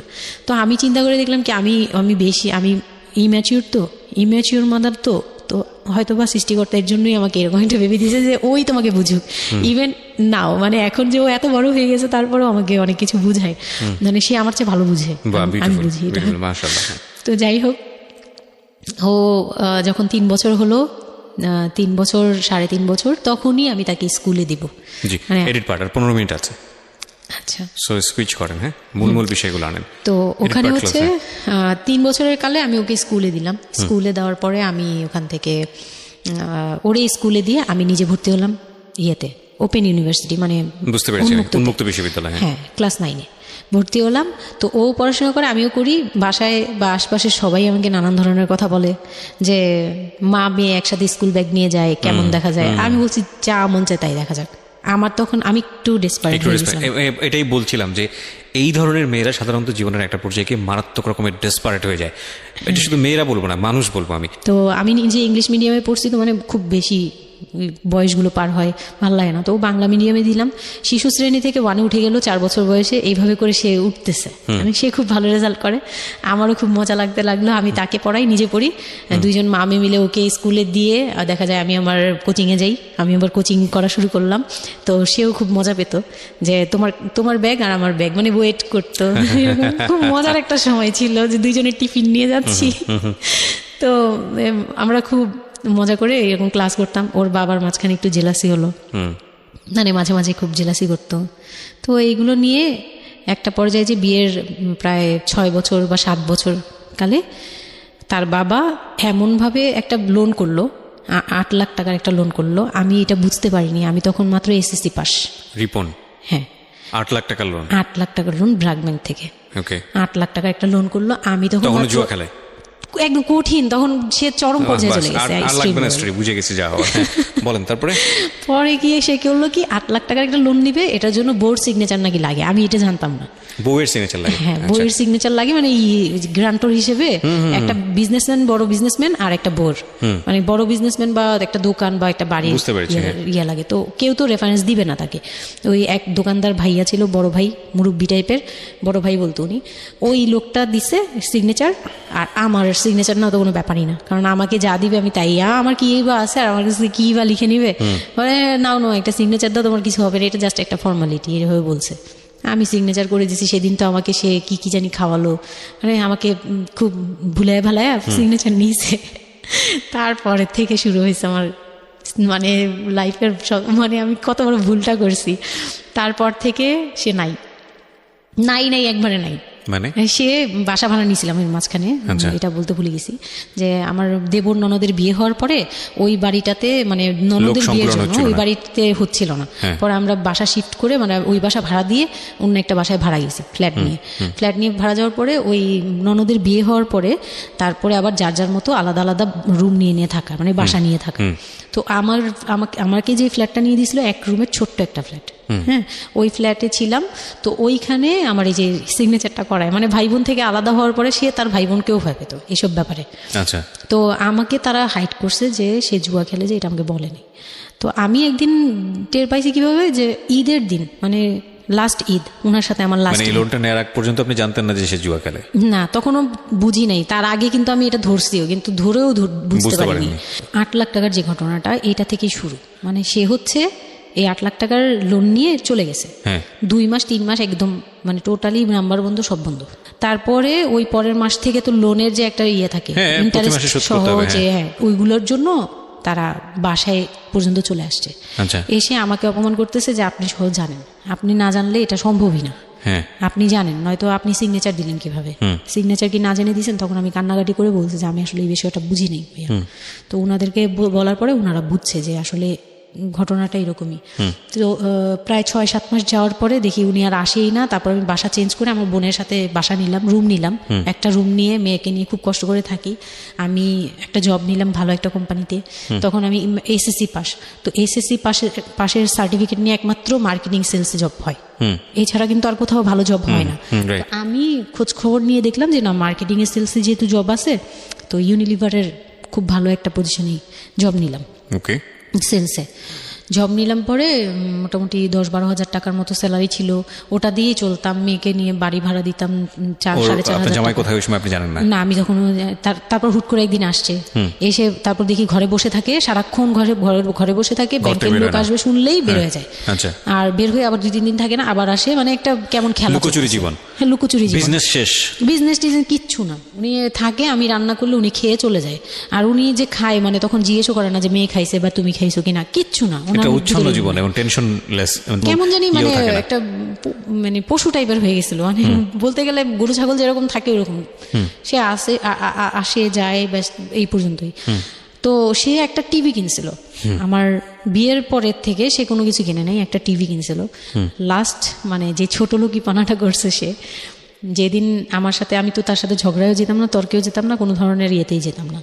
মানে ওই লোকটা এরপরে যে লাস্ট কাজটা করলো, যেটার উপর থেকে মানে পুরোপুরি মন থেকে উঠে গেল, যে একটা টিভি ছাড়া তার ঘরে কোনো কিছু কেনা ছিল না, সব আমার করা। মানে আমার গহনা গাটি বলেন, যাই বলেন ছিল, যাই ছিল টুকিটাকি সব আমার নিজের করা। শুধু ওই টিভিটা সে কিনছিল নিজের টাকায়। সে যাওয়ার সময় মানে একদিন চিল্লাচিল্লি করলাম, মানে আমি আর সহ্য করতে পারছিলাম না, যে প্রত্যেক রাতে আসি, আমি ডাল ভাত যাই রান্না করি, অনেক সময় দেখা যায় ডালও নেই, চাল আছে শুধু, একটা ডিম নিয়ে আসছি, ভাজছি, ভেজে নিয়ে সামনে বসছি, সে খেয়ে উঠে গেল। মানে আমি আর আমার মেয়ে না খাওয়া, বাচ্চাটার জন্য সে মানে এরকম টাইপের, মানে নেশাখোররাও এর চেয়ে ভালো। আমার মনে হয় যে একটা এডিক্ট হলেও সেও চিন্তা করবে যে আমার বাচ্চাটা খাইছে, তো কিন্তু তার মধ্যে এই ফিলটা নাই। তো আমার একদম বিরক্ত হয়ে গেলাম এক পর্যায়ে। তারপর আমি বললাম যে আপনি আর কত এরকম করবেন, আপনি এরকম কেন শুরু করছেন, আপনি কি চান আসলে, আমাদের কাছে কি চান? তারপর সে বলতেছে যে আমার বোন আসছে, আমার বোনকে বলতেছে যে আমি নষ্ট হয়ে গেছি, আমি কি করে টাকা আনি, হ্যান ত্যান, বুঝতে পেরেছি, শেষ সম্বল আর কি, যা বলার আর কি। হ্যাঁ, পরে আমি তো আর আমার বোনও খেপছে, আমার বোন জামাইও খুব রাগারাগ, হ্যাঁ আপনারা আসলে ওরে ইয়ে করতেছেন, লাই দিচ্ছেন, এই সেই উল্টাপাল্টা কথা বলে টোলে সে চলে গেল। চলে যাওয়ার সময় সে টিভিটা হাতে করে নিয়ে গেছে, বিক্রি করে দিবে। হ্যাঁ, আমি আমার জিনিস নিয়ে গেলাম, আমি যা যা নিয়েছি সেগুলো নিয়ে গেছি। তো আমি সবচেয়ে মানে খারাপ লাগছে জিনিসটা, যে এতটা ছোট লোকের সাথে আমি ছিলাম এতটা বছর। তখন আমার মনে হয়েছে যে এরকম একটা ছোট মনের মানুষের সাথে আমি এত বছর ছিলাম, এটা বলতে লজ্জা হয়। এই যে গেছে সেই লোকটা আর আসে নাই। তো আমার মামা যেটা বললো যে তোমাদের আসলে এইভাবে ঝুলে থাকলে, তখন তো 2 বছরের মতো প্রায় আমরা সেপারেটেড, মানে আলাদা থাকি। সে চলে গেছে 2 বছরের মতো হয়ে গেছে। তো বলতেছে 2 বছর পর এসে, এই যে আজকে বললো এই কথা, আবার যে 1 বছর পর এসে আরেকটা ঝামেলা করবে না, এমন কোনো কথা নাই। আর আমার মামা তখন আমাকে বলতেছিল তোমাকে আমরা একটা বিয়ে দিব, তোমার এখনো ওই বয়স আছে, এই সেই। আমি তো তখন একবারেই না আমি বিয়েটি আর করতেই পারবো না, আমার মেয়ে আমি বড় করবো, এটাই আমার টার্গেট। তো তারা বলতেছে আচ্ছা ঠিক আছে, বিয়ে করো বা না করো, তোমার এইটার একটা সাইড করা দরকার। তুমি নিজ থেকে ওর কাছ থেকে এমনিতেও কিছু পাবা না, উনিতেও কিছু পাবা না, তুমি নিজ থেকে একটা ডিসিশনে চলে ওর কাছ থেকে ডিটাচ হও আগে, যাতে ওর তোমার উপর কোনো দায়িত্ব না থাকে, অধিকার না থাকে। তখন গিয়ে মানে যেই গার্জিয়ানরা বিয়ে দিয়েছিল তারাই একসাথে বসে আমাকে ডিভোর্সের ডিভোর্সটা দিয়ে দেন করে আপনারা? দেয়। হ্যাঁ। ওকে, তো ডিভোর্স করার পর you feel bad for this, like আপনি ডিভোর্স দিয়ে দিচ্ছেন, ও মানুষটার প্রতি কোনো মায়া বা দয়া? না, বিন্দু মাত্র না। আমার বিন্দুমাত্র কেন না। জানি এটা ফিল হয়নি, আমি নিজেও জানি না। সবাই বলে ডিভোর্সের সময়টা নাকি খুব, কিন্তু আমার কাছে মনে হচ্ছিল যে না, এটা একটা ভালো সমাধান। আমার তখন মনে হয় যে আরো আগেই বের হয়ে আসা